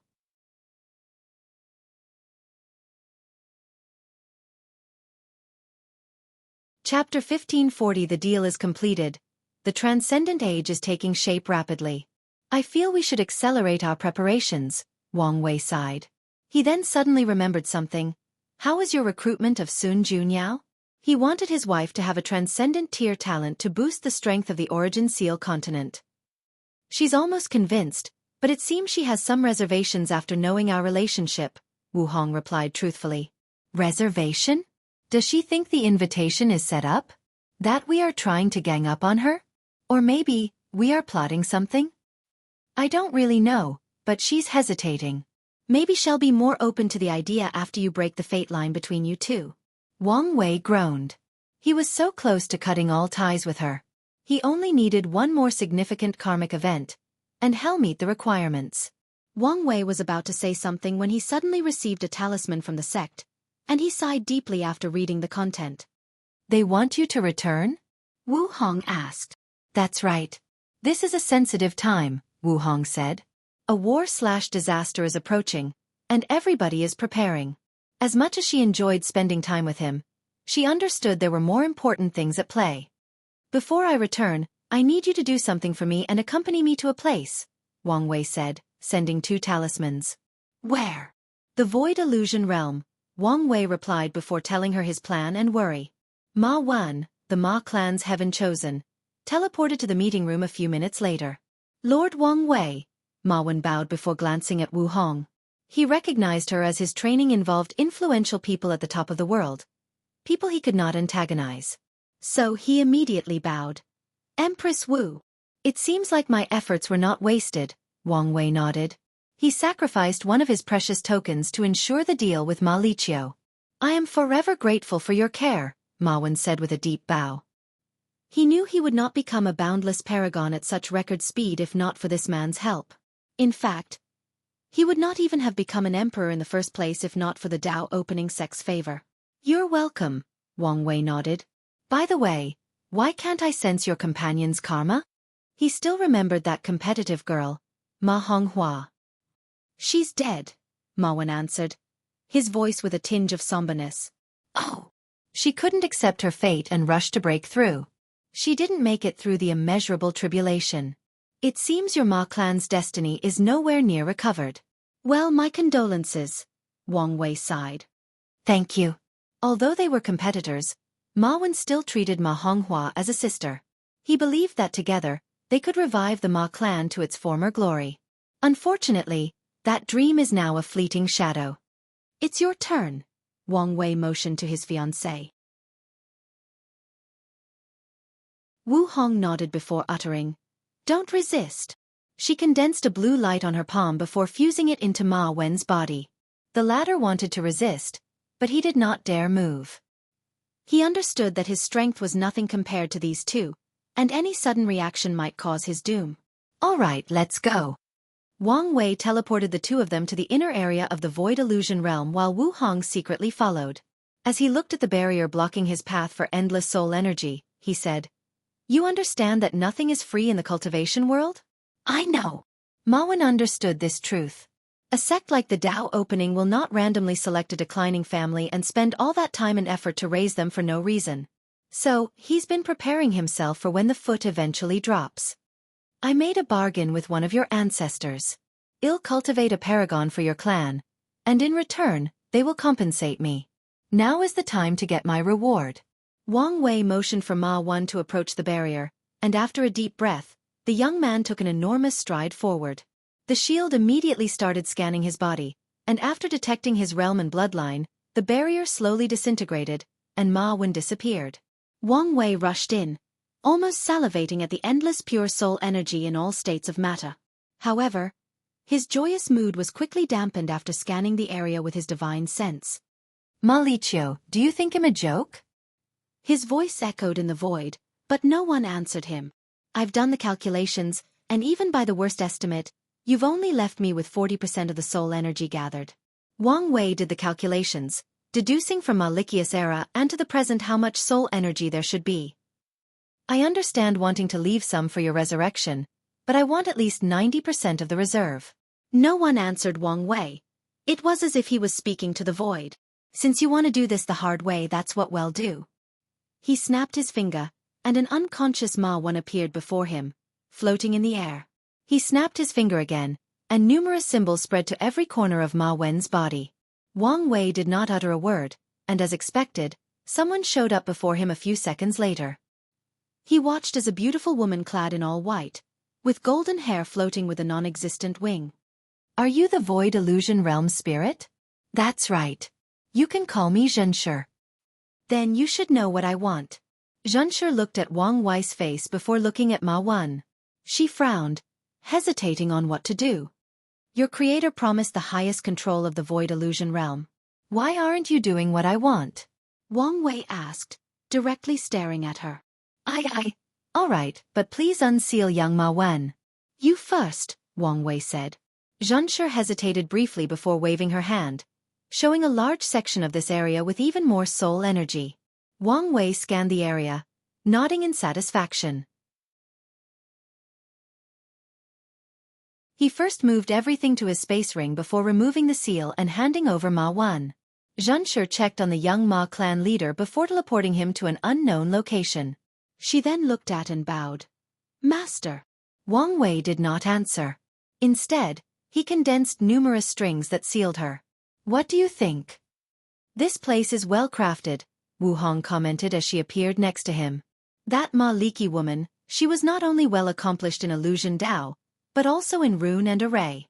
I've only seen ancient runes used at such a high level only a few times. A pair of rune goggles appeared around Wu Hong's eyes as she observed her surroundings. The most interesting thing is that she's invented her own rune system. I'm guessing there are benefits to doing so? Many, Wu Hong nodded. Having a personalized rune system means they are designed to bring out personal strength, not having to make the system universal. More importantly, it makes it 1,000 times harder for other array or rune masters to decipher and change your work. What I'm hearing is even if I'm the highest authority of this place, Ma Liqiu has a way to take control from me, Wang Wei commented. Exactly. In that case, this realm spirit cannot exist. It's best to destroy and create a new one. That will only delay her, not solve the issue, Wu Hong explained. Can you do something? Wang Wei asked with a frown. It will take too long to decipher her system and take full control, she shook her head. I don't have the time now, and even if I did, it would be pointless. Ma Liqiu should return to her peak and take control by the time I'm finished. That's bad news, Wang Wei muttered. Why do you want this place anyway? You've got the soul energy, and it will be a while before it can amass more. Is it because it's a memorialized luck? I don't think your sect needs more destiny. You know how greedy I am. How can I let this opportunity pass? Plus, I don't like how Ma Liqiu tried to cheat me, so out of pride and saltiness, I want this place. Wu Hong gave him a look. Don't look at me like that. You know what you were getting into. Anyway, this place is about to become the main form of communication during the disaster. It's a good idea to control it. You make a good point, but there is nothing you can do, unless you want to use merit and buy something from the merit list, Wu Hong replied, holding the urge to roll her eyes. I don't want to get this place after making such a great investment when I could have gotten it for cheap. I think this is one of those situations where you have to control your greed. Either let this go, or do a cost analysis and benefit, and see if it's worth using merit to get control of this place, Wu Hong shrugged. Or I can force its owner, Wang Wei smiled devilishly. Can you leave a method that makes it harder for her to regain control? I want to delay her as much as possible and make the process a nuisance. You want to force her to negotiate with you? That's right, Wang Wei smiled. This place is instrumental to Ma Liqiu's transcendent path, and if she wants to have full control, she will have no choice but to negotiate and pay me a steep price. You know, you're a terrible person. I was raised under capitalism. What do you expect? Wang Wei shrugged. If you find any errors, ads pop up, ads redirect, broken links, non-standard content, etc., please let us know report so we can fix it as soon as possible.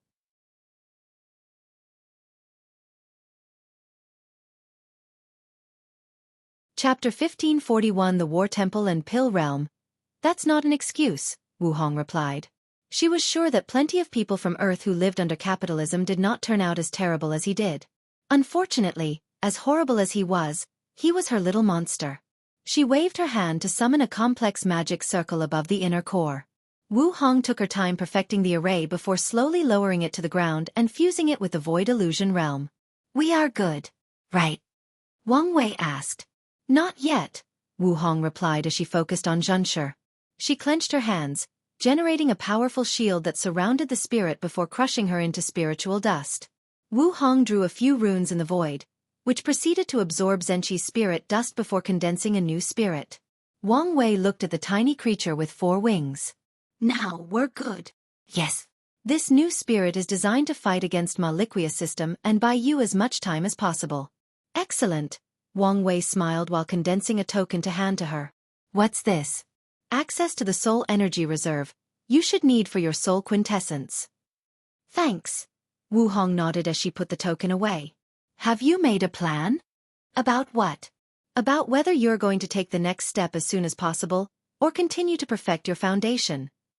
"I was planning on traveling to the infinite Trichiliacosm to get the immeasurable emperor title after finishing with the 13 Transcendent Foundation, maybe even find a way to make up for missing the emperor taboo realm," Wu Hong revealed truthfully.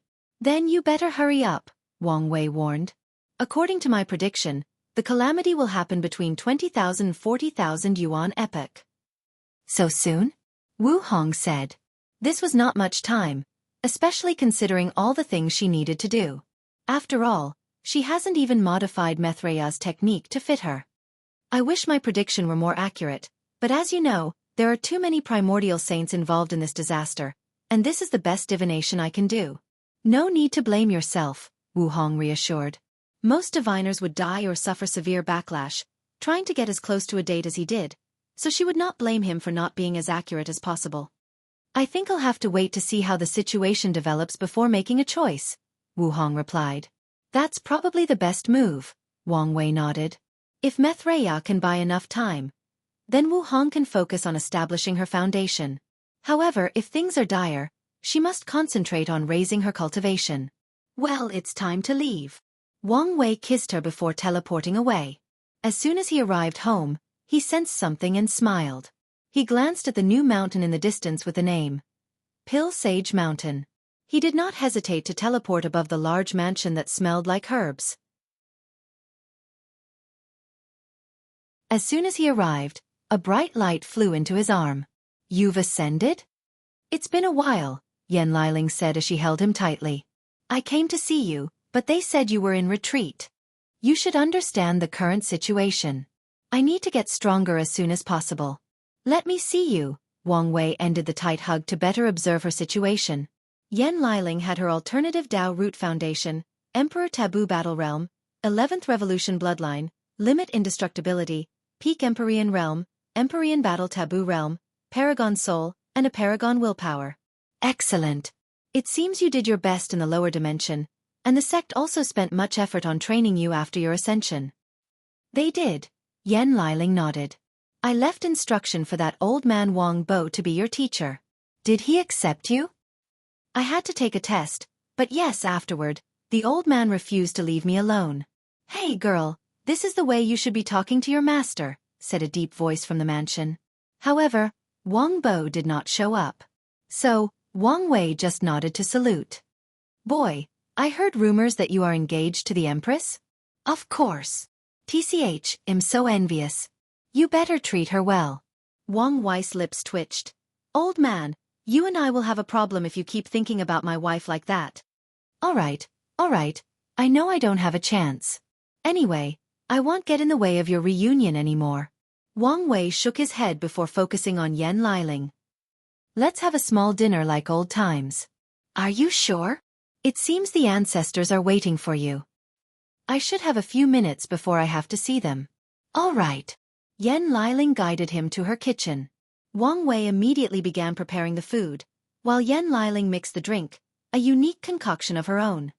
"I don't sense Li Jun, so I'm guessing he continued training with the Yama Kings." "That's right. He said he wanted to give you a surprise when you see him, and it should save the sect a lot of resources." "He's as practical as ever," Wang Wei chuckled. "Regardless, He was looking forward to their reunion. How was your reign? I think it was great, Yan Liling answered. Juner built the War Temple as his legacy. He gained permission from the Yama kings to summon projections of talented emperors from other chaos worlds. His temple was even more popular than the Dream World's battle tower. That's a great idea. The lower dimension talent will now have a much larger talent pool to compete against, Wang Wei praised. But why are you giving me this strange look? Well, the War Temple doesn't just allow people to fight against the imprints of foreign great emperors. They can also use the imprints of other emperors. I'm guessing that Di Tian and I were at the top. Wang Wei said. Although imprints cannot fully represent an emperor's power, it's close enough to determine the difference in strength. At first that was true, but not long afterward, two anomalies showed up, Yan Liling explained. The first one was someone called Tian Xian. He defeated Di Tian's imprint after a long battle, but lost to you. However, someone called Heavenly Book defeated both Di Tian and Tian Xian, and tied with you. Wang Wei squinted. It was a great shock to the lower dimension. No one thought someone rivaling you would exist, and people talked about it, well, until we ascended, Yan Liling continued. However, there is more. Juner revealed the imprint was based on outdated information. The owner did not authorize the utilization of all his strength to protect his information. Interesting, Wang Wei muttered. He was not too surprised by this news. Based on Emperor Jia's cultivation, he had deduced that the Heavenly Book was an extreme version of Di Tian. The madman has most likely reincarnated and become an eternal emperor 9 times as a form of Transcendent foundation. In fact, Wang Wei even believed that the latter has cultivated to the peak of the Paragon realm 9 times, achieving an even more advanced form of Transcendent foundation technique. As such, he would not be surprised if Heavenly Book were more powerful than he as an emperor. Are you all right? Of course. No need to lie, Yan Liling said. I know you, and the way you reacted tells me you know who Heavenly Book is, and he may even be an enemy. He's just someone who's been lurking around me with an unknown purpose. While he's a threat, I'm already aware of his existence and keeping an eye out, Wang Wei said truthfully. One of the reasons he decided to stay in the shadows during the disaster was his weariness toward the Heavenly Book Paragon. You know you can count on me now that I have ascended? Of course, Wang Wei smiled. Yan Liling will be an immense help once her cultivation reaches the peak, or even when she becomes a primal. Good, she nodded. What was your legacy? Wang Wei asked, moving on from the previous topic. The Pill Realm, she explained. I used Juner's help to gain access to the imprint of foreign pill refiners. Then, I condensed them into phantoms or remnants for people to learn or compete against. However, that's not the primary objective of my legacy. The phantoms have sentience, like spirits, and they have been tasked to ensure the prosperity of Pill Dao in the lower dimension. In what ways? Can they create pill formulas, improve runes, or even create a new universal rune system? Or do they just condense the luck of Pill Dao? They do everything you said and more, Yan Liling said with a smug look. That is indeed brilliant, Wang Wei nodded. Yan Liling hasn't realized it yet, but her legacy is the perfect prototype for her Dao quintessence. Once she reaches that level, she can just copy it or, even better, just absorb that prototype and upgrade it. If you find any errors, ads pop up, ads redirect, broken links, non-standard content, etc., please let us know. Report so we can fix it as soon as possible.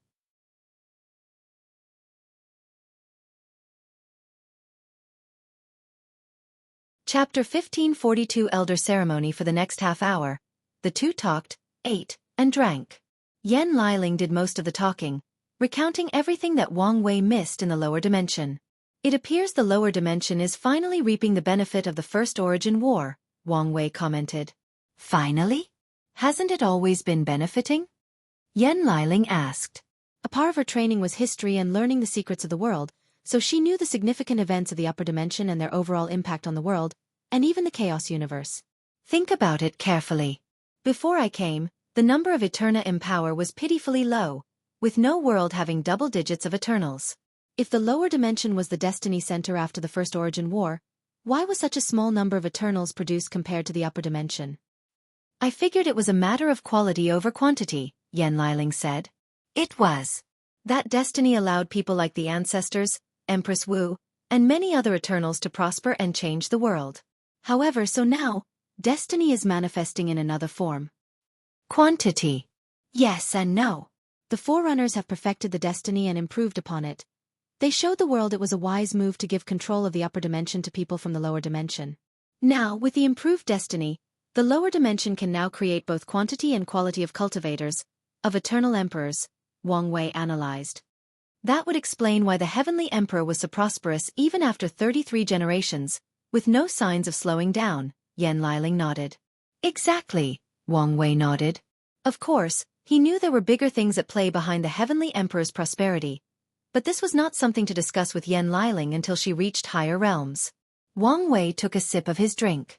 Liling's craft had improved, making this juice even more delicious than the last time he tasted it. You sure are taking your time, Yan Hai's voice suddenly echoed in the room. You know, people are waiting for you? Wang Wei immediately stood up.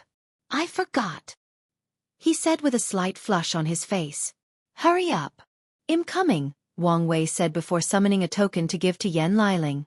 Time is running out, so you must become a paragon as soon as possible, and this token is a shortcut. Did you bring as much merit as possible, as I reminded you? I did. Have you used them? No. The teacher told me to wait until I was a paragon. It seemed that old man is not senile yet. He was right. Use your merit to raise your realm in the paragon realm as much as possible. I understand. Yan Liling nodded. Kai Song is here, right? Yeah. How is her cultivation? Same cultivation and achievements, but her foundation is a little deeper since she ascended first, Yan Liling replied truthfully. That's good to hear. This token is for her. Don't you want to see her? Yan Liling knew her big brother had great plans for Kai Song, so she encouraged him to establish a deeper bond. We can talk afterward, Wang Wei said. It would be best not to waste time and focus on the upcoming Grand Assembly. He had a feeling great things were about to happen during that meeting. If you say so. Wang Wei said his goodbye before teleporting near Elder Council Mountain before slowly flying to the meeting hall. Everyone was here, waiting for him, and as soon as he arrived, Wang Wei noticed 3 things. First, only 3 of the ancestors showed up. Second, there were 3 new seats on the front beside his, signifying 3 new peak paragons. More importantly, there was a new seat in the ancestor side, indicating a new primal. He observed the person and recognized it as Yen Shurong. The last time he checked, Yen Shurong was only in the 9 heavens during the ultimate taboo, and probably achieved the peak during the taboo. But now, he has ascended into the realm of primals. He should have a fortunate encounter, Wang Wei analyzed. And the after effect of the ultimate taboo should be showing soon. Wu Hong and the twins should not be the only primals showing up. Most of the overlords should be given birth to new members. However, everyone knew this change was not as exciting as before. In the new era, primals were irrelevant. What will determine a faction's rise and fall will be the number of primordial chaos saints. I deeply apologize for my tardiness, Wang Wei said as he bowed 90 degrees, showing the utmost respect. He knew how to play politics. He was a young man who rose to the peak at an alarming rate. He's world famous, is loved by his ancestors, and has been granted great power in a short period. To put it another way, many people are probably wary of him. Whether it's due to his age, jealousy, concerns, or a desire for power, many eyes were on him. So, the fact that he arrived late at such a meeting was not a good sign. So Wang Wei chose the best approach to mediate the solution. Apologize sincerely. We all have eternity, so it's not an issue to wait a few minutes, Qiyuan said with a gentle smile. Many people wanted to say something, but since the founder had spoken, they would give him face. Wang Wei's attitude also helped. That is not an excuse to waste others' time, Wang Wei shook his head. He bowed a second time to all the elders before taking his seat at the front. He observed and recognized many people. He saw the Rainbow Emperor, who stuck her tongue at him. The somber and cool Shadow Ruler. The Miscellaneous Emperor with his scholarly aura.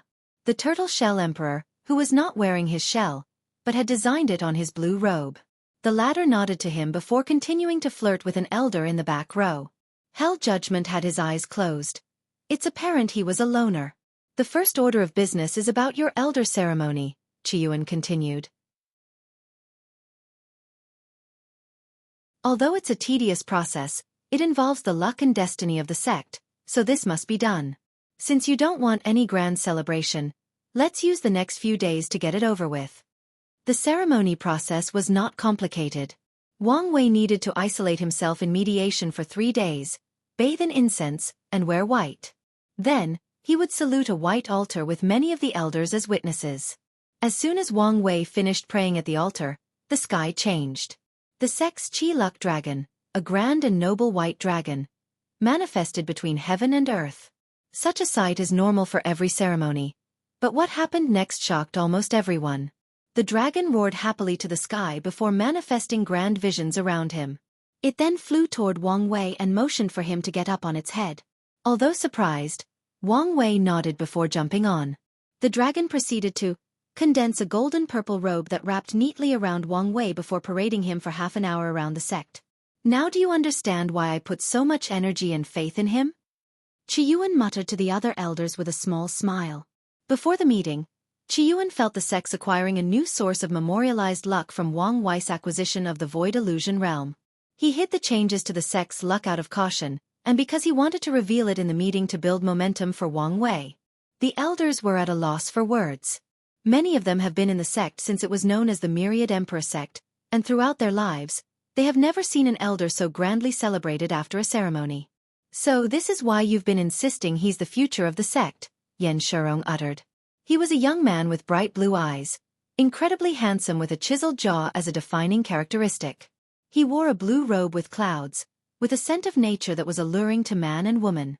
If we want to become a true transcendent faction, one with many transcendent saints, he is our future, Qiyuan said calmly. But don't just take my words for it. The catastrophe is coming, and you'll see what I mean. All I ask is that you give him the benefit of the doubt and time to acclimate to his role. Yan Hai snorted coldly. The kid is indeed our future, but he still has a lot of room for development. Qiyuan nodded slightly. He was a master of politics, so he understood Yan Hai's role to balance his enthusiastic support of Wang Wei. Ultimately, politics is a strategic game, and the 3 siblings have been playing longer than most of these elders have been alive. If you find any errors, ads pop up, ads redirect, broken links, non-standard content, etc., please let us know. Report so we can fix it as soon as possible.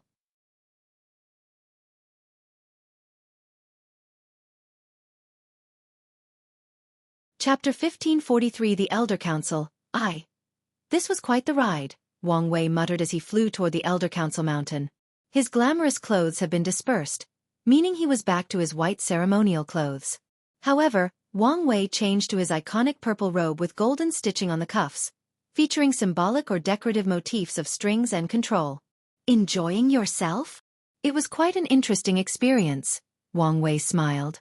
But the records never showed any such precedents. No one has ever created as much memorialized luck for a faction, Qiyuan replied. And I have a feeling the dragon also shares my view that you are the future of the sect. That's fine by me, as long as you don't drop all the heavy loads on me and act like you're retired. Of course not. I'm still young and have many things to do. Wang Wei looked at him, and for the first time, he believed these words. It seemed that Qiyuan had worked out whatever spiritual crisis he was having after the ultimate taboo. All right, let's get started. Everyone returned to the meeting room and took their position. Our first order of business is the Void Illusion realm, Qiyuan continued. Grand Elder Wang Wei has recently acquired control of this realm, and you can imagine the importance of its acquisition.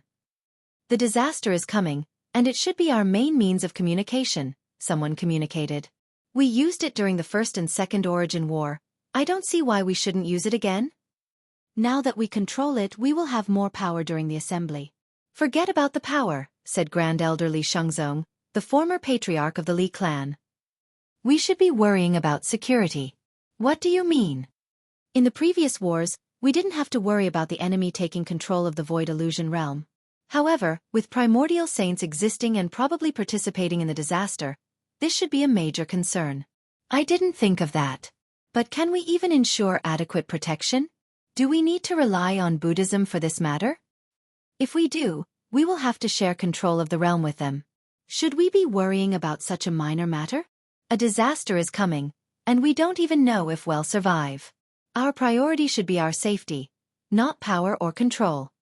So, we agree to work with Buddhism? How about we wait a little while to buy some kind of defensive measures from the exchange list?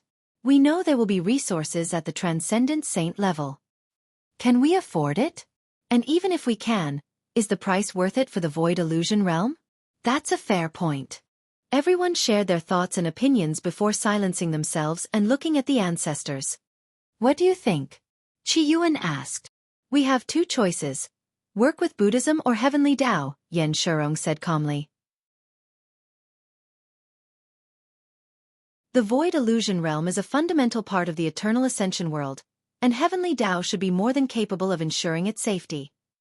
Qiyuan nodded as this was his train of thought as well. Wang Wei?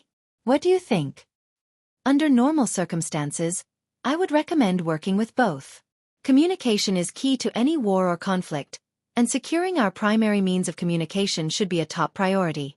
However, there are underlying circumstances that forced me to recommend Buddhism. Oh, Qiyuan asked, slightly intrigued. He thought of something. Is this about Ma Liquiu that you mentioned? That's right. According to my prediction, she should be reviving herself soon. Heavenly Tao is about the overall situation, and after knowing that Ma Liquiu has a high chance of becoming a primordial saint with the Void Illusion realm, it will give her control or access. We can't let that happen, a Grand Elder said. I concur. It's fine if she becomes a primordial saint since the world needs her strength to survive the disaster, but it can only be after we have one or a few of our own. Exactly. Qiyuan raised his hand to stop everyone. He focused on Wang Wei and continued. From the way you previously talked about her, you plan to turn her into an ally. But your tone seemed to have changed? She's too smart for her own good. Wang Wei shook his head. She's not as reliable as I thought. That's unfortunate, Qiyuan muttered. He then used his divine sense to converse secretly with Yan Hai and Yan Shurong about this matter before declaring, It's decided, we will work with Buddhism. Grand Elder Long Zhuli will be the ambassador to the Buddha Haven to discuss the logistics. No one disagreed with the decision. The sect has operated under a hierarchical structure for many years. Most of the time, power resides with the sect master, but in times of distress, the council and more importantly, the ancestors have all the power. Does anyone else have something to say on the topic? I have something to say. All eyes were on Wang Wei. Go ahead. I believe I sent the news about Kong's Mortal Soul Legion. Yes, we received your news and archived it in the information hall, Yan Hai said. Wang Wei nodded. Kong and Saint Methreya should be suggesting this idea to the Grand Council, and I believe no one would reject it. However, for his plan to succeed, they'll need access to the Void Illusion realm. We need to prepare to accommodate his plan and all the mortals of the world. That is true, Qiyuan nodded. Who wants to partake in this endeavor? As soon as he said those words, numerous people raised their hands. The Tao opening sect still operated on a sect point system in the upper dimension. Many rare resources require sufficient contributions and sect points to exchange, and since the appearance of the exchange list, points can even be exchanged for merit at a decent price. In the end, Qiyuan chose a team of grand and regular elders knowledgeable in soul, illusion, and array Tao, along with people with skills for organization. After all, they had to deal with countless mortals. The next topic is war preparation, Qiyuan stated. For the next few minutes, people reported on the current situation. A lot of resources have been invested in training as many talents as possible.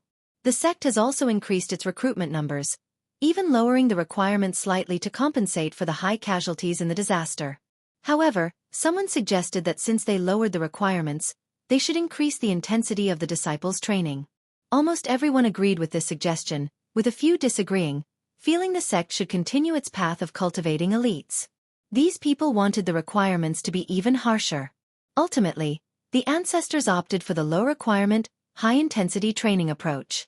Wang Wei did not speak much on this topic, using the opportunity to understand the ins and outs of the sect.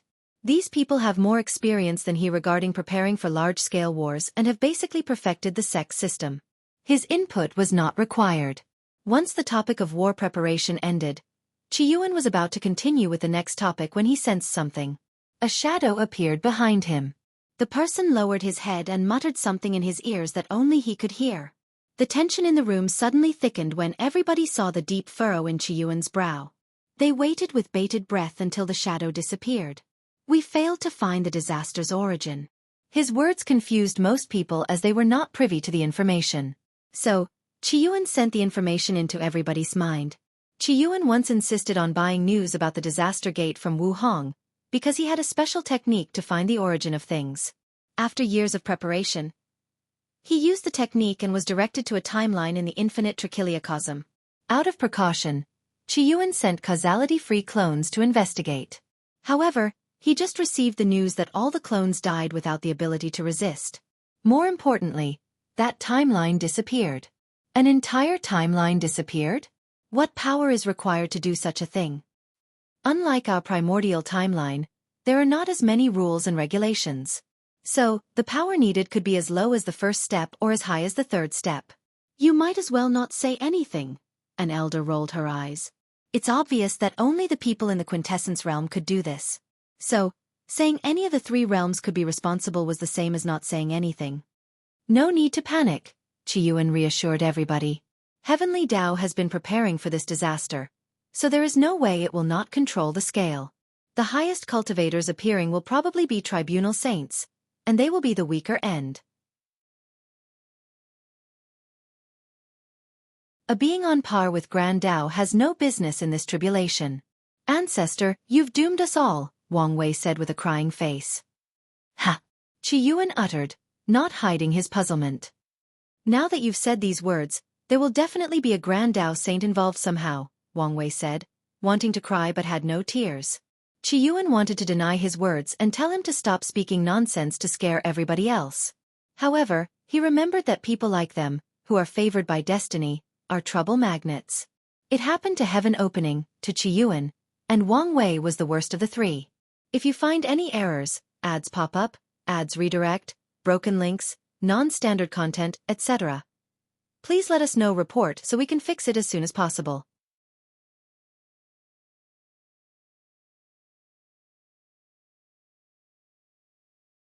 Chapter 1544 The Elder Council, 2. The law of balance of the chaos universe does not play around. The higher a person's destiny is, the luckier they will be, and the harsher their life will be. This rule applies to everyone, and when it comes to extreme cases like Qiyuan and Wang Wei, the worst is expected to happen in every scenario. We may need to prepare for the worst-case scenario, Yan Hai muttered. She's been with Qiyuan the longest and was present for all the moments when the worst-case scenarios happened. It's all your fault, Qiyuan said while staring at Wang Wei. Me? You're the one who decided to put those unlucky words into the world. If you keep quiet, we may have a chance, Wang Wei countered. Now is not the time to play the blame game, Yan Hai said.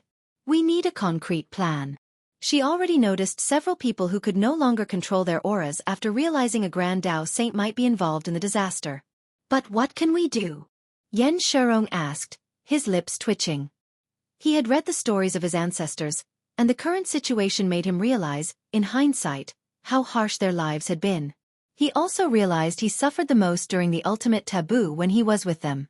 If the situation reaches that point and there is nothing we can do, we can only rely on our desperate safety net, Wang Wei said. You mean Su Dandan? Qiyuan said. You put it nicely, calling it a desperate safety net. If they join the primeval body mansion as a way to save their lives from a Grand Tao saint, the Tao opening sect might cease to exist, at least until they can survive and cultivate a saint on that level. However, would the mansion just allow them to grow? That path was the last resort and could only be used after all other options had been exhausted. We need to give that little girl more support if she's going to be our safety net, Yan Hai said. We should also increase our focus on body refining if we want to better acclimate to the mansion. So, should we increase our support in spreading the human fiend god bloodline? Yan Shirong asked. The new bloodline has significantly enhanced the sect's potential in numerous ways, including the creation of several potential primals.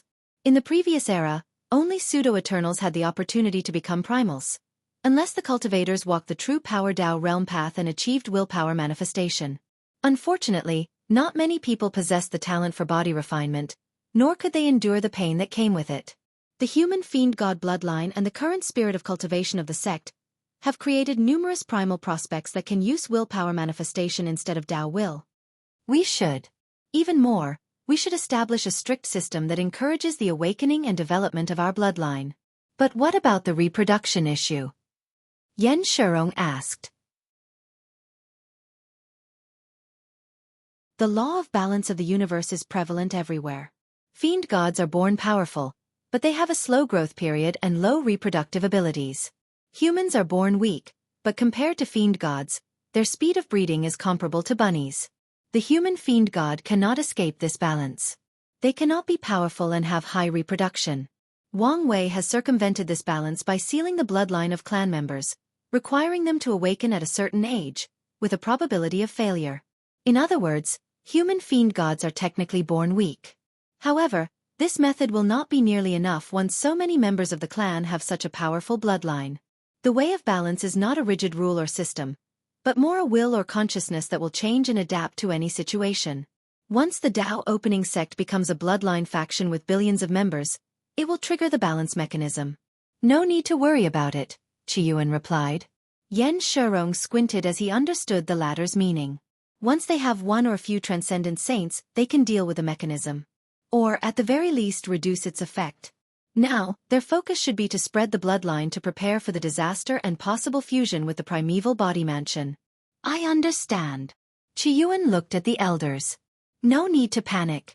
Our sect has survived for so long because we have remained calm, no matter the circumstances, and we have prepared for all scenarios. So, even if a Grand Tao saint is somehow involved in this disaster, we will survive it. Qiyuan's white robe, calm demeanor, profound eyes, and an aura that indicated he was the origin of all Taos were indeed reassuring. Most of the elders who were panicking felt appeased. He even instilled a sense of confidence in them. Even the ones who did not completely trust his words did not immediately despair, which was a good sign. Thank you, Ancestor, the elders said in unison, bowing slightly. The only person who secretly rolled his eyes was Wang Wei. He knew how terrifying Grand Tao Saint was. Although Hongzhen's storytelling used crude visions, he could still deduce from the context clues how terrifying an existence Pangu was. However, he was also not panicking about this news. If everything goes accordingly, the person who will be involved in the cause and effect of the Grand Tao Saint is Emperor Kong, not him. Wang Wei plans to activate his Black Qi luck ability during the entire disaster to remain unaffected by fate, destiny, luck, and cause and effect. He will do everything from the shadows and only show up when needed. I'm about to enter my puppeteer era, Wang Wei thought with a smirk. Qiyuan nodded at everybody's response.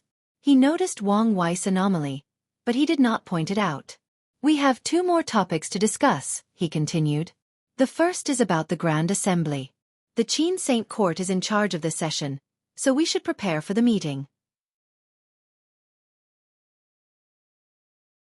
Although unlikely, we should prepare in case the Qin people are planning something. Would they dare? Especially with Saint Methrea present? Don't think she is absolute. Who knows what people have brought from the ultimate taboo? One of the elders argued. Previously, everyone was injured or in limbo, so these methods could not be used. But that's no longer the case. There is also the fact that everybody now has contact with other worlds. Who knows if any of these people have already sold our world for profit? Aren't you exaggerating things? Maybe.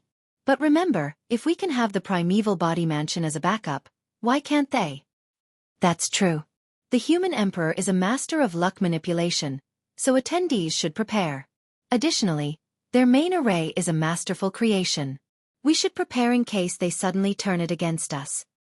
In that case, Wang Wei, Miscellaneous One, Shadow Ruler, Sir Wang Bo, and Tang Song will attend the assembly with us.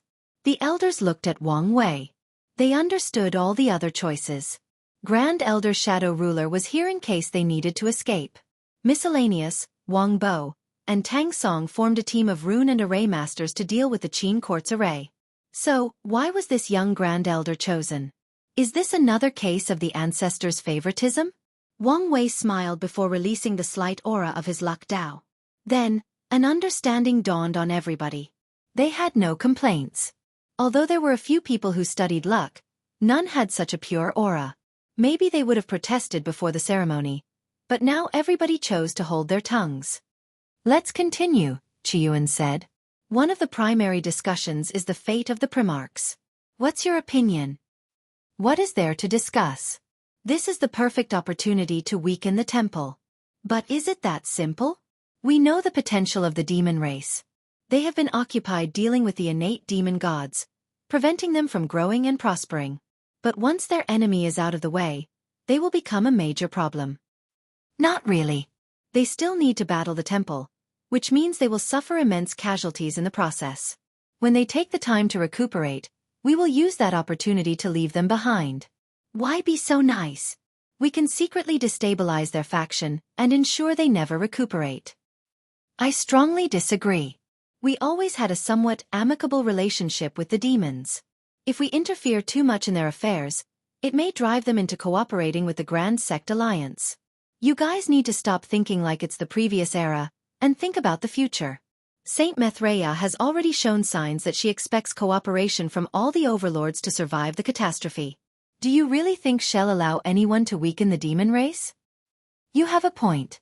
So, do you think she will not allow the Primarchs to perish? Hard to say. They are an unstable variable, which may sway her decision. Asterisk deep sigh asterisk I miss the days when everything was relatively balanced. Now she holds all the power. Don't say these words out loud. Your words make me even sadder. We have to adapt to the current situation. We allowed our pride to get in the way during the taboo, and this is the price to pay.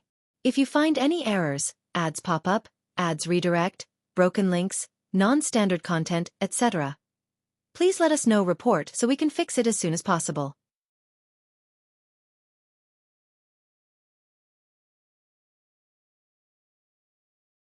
Chapter 1545 Elder Council 3. What do you think? Qiyuan asked, looking directly at Wang Wei, who did not immediately answer. Instead, he took the time to access the information hall and reviewed all the news gathered by the sect during his absence about the temple. Things will not proceed as smoothly as most people think, Wang Wei finally said. The Primarchs are not stupid. They should have realized that their compatriot is setting them up, but they have remained calm and composed until now. They must have something to rely on to survive this ordeal. Based on the information, Wang Wei realized these Primarchs remained seated in their position without doing anything. They didn't fight with the Emperor Path demon gods, they barely tried to clear their names, and they haven't secretly tried to move some of their people away. The only explanation for their behavior is that they have accepted their fate, or they have something up their sleeve to survive the ordeal. Wang Wei believes it's the latter, especially after his deduction during his retreat. However, he did not bring it during this meeting because he was not too sure, and he hoped he was right. So, he decided to keep this news to himself and let things develop accordingly. It's indeed odd. At first, I thought they wanted to argue their case fairly during the assembly, but these old beasts should not be this naive, Yan Shurong added. These innate demon gods should understand that people want to eliminate them to weaken the temple, and finally settle the battle between innate and acquired life forms. Well, it's not much of a debate anymore since the acquired have won. However, many people still find them an eyesore, and they will be more than happy to eliminate them entirely. But what could their way of surviving be? Don't tell me they've sold themselves to foreign worlds, Yan Hai said. It's not impossible.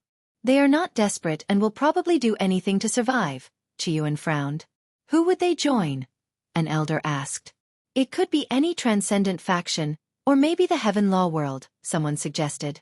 Transcendent faction can provide them with better protection, and the Heaven Law World was ruled by Primarchs, so it made sense to join their fellow compatriots. Does it matter who?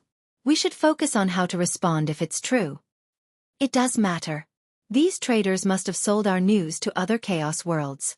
You don't think these foreigners already know the state of our world? These hyenas have already prepared to benefit from the chaos. They haven't shown themselves because they are waiting to see the scale of the disaster.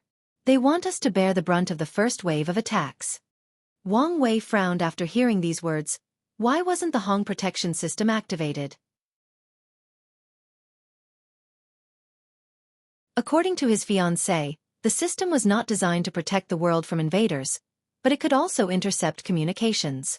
In other words, It was the wise move to activate it to keep news from leaking. The system is now completely under Heavenly Dao's control, Yanhai explained. So, it wants the news to leak? Wang Wei uttered. He did not hide his sneer. It makes sense. If we fail the disaster, it would want foreign factions to take our place and continue the prosperity of the Central Destiny Chaos world. Although Wang Wei's words were harsh, it contained some truth. Heavenly Dao has planned the rise of the Eternal Ascension world for too long, meaning it's prepared to do whatever it takes to ensure success, even if it means replacing the current inhabitants with foreign forces. We have never trusted Heavenly Dao, so our sect has long been prepared to compete with foreign forces to preserve our spot at the top of the hierarchy, Yan Shurong sneered. Wang Wei nodded. The disaster has many implications. On the lowest level, it is a reshuffling of the power board, removing the 13 overlord system and setting up a new system with transcendent factions at the top. However, at the highest level, the disaster's purpose is to launch the Transcendent Age, pushing the Chaos universe into a new era. A few historians have argued that the Transcendent Age began with the revelation of the Quintessence realm, and some extreme scholars have even suggested that the end of the ultimate taboo marked the start of the age. However, Wang Wei believes the age will officially begin when the first true and complete primordial chaos saint from the Eternal Ascension world is born. This idea is why he encourages and tries to ensure Wu Hong is the first to do it. Let's get back on topic, Qiyuan said. What should our stand be about the fate of the Primarchs? I say we vote with everybody else and wait to see how they plan to save themselves. If they are indeed traitors, maybe we can put some of the blame on the temple and use this opportunity to weaken them. That's not a bad idea. I'm not too fond of how they are using us to clean up their house. The general consensus has been determined, and since the ancestors did not object, it was decided. The following discussion was still about the Grand Assembly, but it was more of a speculation of what other people might propose. The council also talked about the possible steps the Assembly will take to prepare for war mobilization. This discussion lasted for several days before it came to a close. Then, Qiyuan and the other two had a serious look. For this next conversation, only the Grand Elders can participate. The others looked at each other before slowly and methodically leaving the meeting room, leaving the first row of individuals. Once everybody was out, Qiyuan, Yanhai, and Yan Shurong moved. They acted together to activate an array that covered the meeting room. Their cautions increased the tension in the room, but everyone waited with bated breath. Grand Elder Xieyuahan, Grand Elder Yin Shishing, Grand Elder Wang Liping, Grand Elder Two Fingers, and Grand Elder Zhou Shihong, please stand up. Everyone was now confused, so they looked at these five with suspicion. However, even these 5 elders were perplexed as to why they were called out. However, they followed orders and slowly stood up. All eyes were on them as people wondered whether it was a good or bad thing to be called out. Qiyuan did not waste time giving them an answer. He waved his hand to manifest black chains that instantly captured these 5.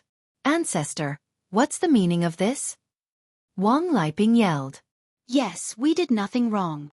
Cooperate and you'll be released and compensated if you're discovered to be innocent, Qiyuan said calmly. He did a hand sign to activate the array, materializing a large mirror that shone on these 5 elders. Well, Yanhai asked after a few minutes. Most of them are only unknown pawns. They probably didn't know their existence was tempered, Qiyuan replied calmly. That means there is a traitor. Who is it? Wang Liping. All eyes immediately shifted to a middle-aged man with an ordinary appearance, wearing all black. The man looked so bland that it was hard to believe he shared the Wang clan blood, or that he was a paragon in the first place. Ancestor, this must be a mistake, Wang Liping tried to argue. Who's behind him? Yanhai asked, looking at him intently. Her sword will make many people in the room suffocate. I don't know, Qiyuan shook his head. What I know is he has been replaced long ago, with the original Wang Liping long dead. Such a perfect copy? Yan Shurong uttered. That's the scary part, Qiyuan nodded. What do we do with him? Do we try to get more information, or just eliminate him? Yan Shurong asked.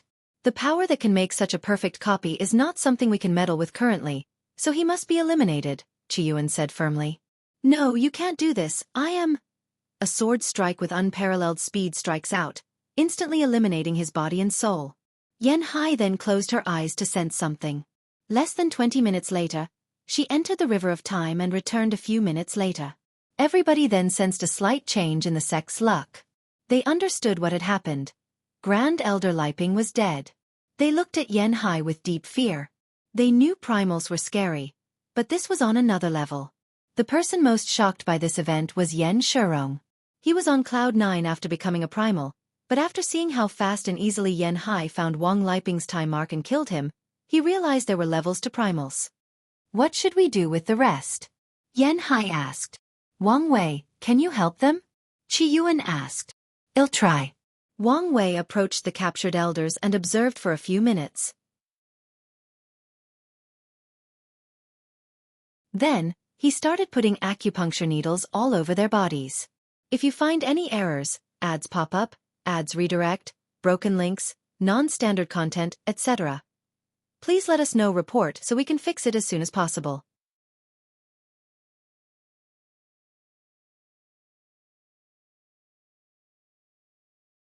Chapter 1546, Elder Council, 4. Once Wang Wei's treatment ended, 3 of the Grand Elders vomited weird things like gas, bugs, or a weird substance. However, the last one, Grand Elder Zhou Shihong, only perspires for a few seconds. They should be all fine, except Grand Elder Zhou Shihong.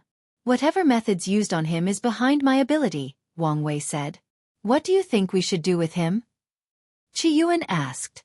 Put him into isolation until my method is improved, Wang Wei suggested. Since Zhou Shihong was innocent, there was no need to kill or lock him in a harsh prison. Understood. What about the others? Wang Wei asked. There should be people with problems among the other elders, or even the lower deacons or disciples. Shadow Ruler is in charge of monitoring and drawing out the people behind them, Qi Yuan revealed. That's the best approach, Wang Wei nodded. Grand Elders have the most power and access to sensitive information, so it's understandable why they must be dealt with. However, the others can be used as pawns to draw the chess masters behind them. You should be careful, Wang Wei warned. People who can bypass most means of detection and leave means of control deep into someone's existence are never simple. I will, Shadow Ruler nodded simply. Qi Yuan waved his hand to send Zhou Shihong away before focusing on the remaining 3 Grand Elders. I apologize for being so harsh. And as I said, you will be compensated. No, we understand, replied Grand Elder Xie Yuan with a horrible expression. The Xie clan was in charge of the sect's shadow network, but as someone with such power in the clan, he was unknowingly compromised. He was lucky he was not executed for his crimes. Now, let's continue the meeting. Qi Yuan waved his hand to summon jade talismans for everyone. However, there was a seal on the talisman with a contract that everyone must sign before reading the content. This contract seems to be an alternate form of the existence contract. It seems the sect has already started adapting to the upcoming age, Wang Wei commented as he signed the contract. However, his lips twitched immediately afterward. The content was the information Wang Wei provided. It was about the importance of the lower dimension and his heavenly emperor era, and his deduction about how the Transcendent age will shape up with the Cardinal Tribunal creating new envoy positions like the Netherworld Emperor. Ancestor, is this news true? Someone asked. Yes. Grand Elder Wang Wei has deduced all this information and received news from a trusted Yama King, Qi Yuan nodded. Everyone glanced at Wang Wei for a few seconds, with some even nodding to him. We need to plan for the future now. For starters, we should increase our connection with the lower dimension. Communicate with them more often, try to provide more resources within the rules, and recruit more talent. Recruiting more talent? Are you suggesting we send a projection to the lower dimension to bring recruited talents back? That's right. You think Heavenly Tao would allow this? Such a method would mean people from the lower dimension can ascend without powerful cultivation, ending the concept of separation between the lower and upper dimensions. Don't be too quick to dismiss the idea. Heavenly Tao should understand the importance of the lower dimension, and that what we are doing is the future trend of heaven and earth. So, maybe we can start a new precedent. Grand Elder Savage Body has a point. Plus, even if Heavenly Tao is uncooperative, we can designate one immortal sovereign in each generation to ascend and bring the recruited talents, someone suggested. The rules stated that ascending immortals can bring people with them, so this was a way to achieve their goals. I agree with these suggestions, But I should remind everybody that with the upcoming disaster, the lower dimension will probably be isolated once again, Miscellaneous stated. We can start now before the blockage, setting up the foundation for later. I agree with this idea, but do we really need to start recruiting now? Grand Elder Wang Wei deduces that in the future, the people in the lower dimension will have a higher chance of entering the quintessence realm. The key phrase is in the future. All eyes were on Wang Wei, waiting for his opinion. It's been more than 33 generations in the lower dimension, Wang Wei said calmly. By now, the mindset of all cultivators or heaven-chosen has changed. The moment they start cultivating, they also start to plan what their legacy or minor construct will be after proving the Tao. So, yes, the effect should have already started. The elders mulled over his words, and soon afterward, many showed a look of envy.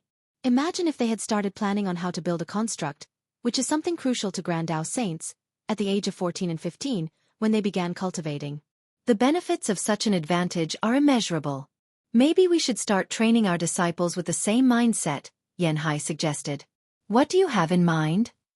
We apply a new system that, after proving the Tao, they must create a minor construct that either benefits the mortal civilization in our territory or the sect in general. We grade the final product and reward based on the effect. But wouldn't such a move alarm the other factions? Someone asked. I doubt it will be much of an issue, Chiyuan said.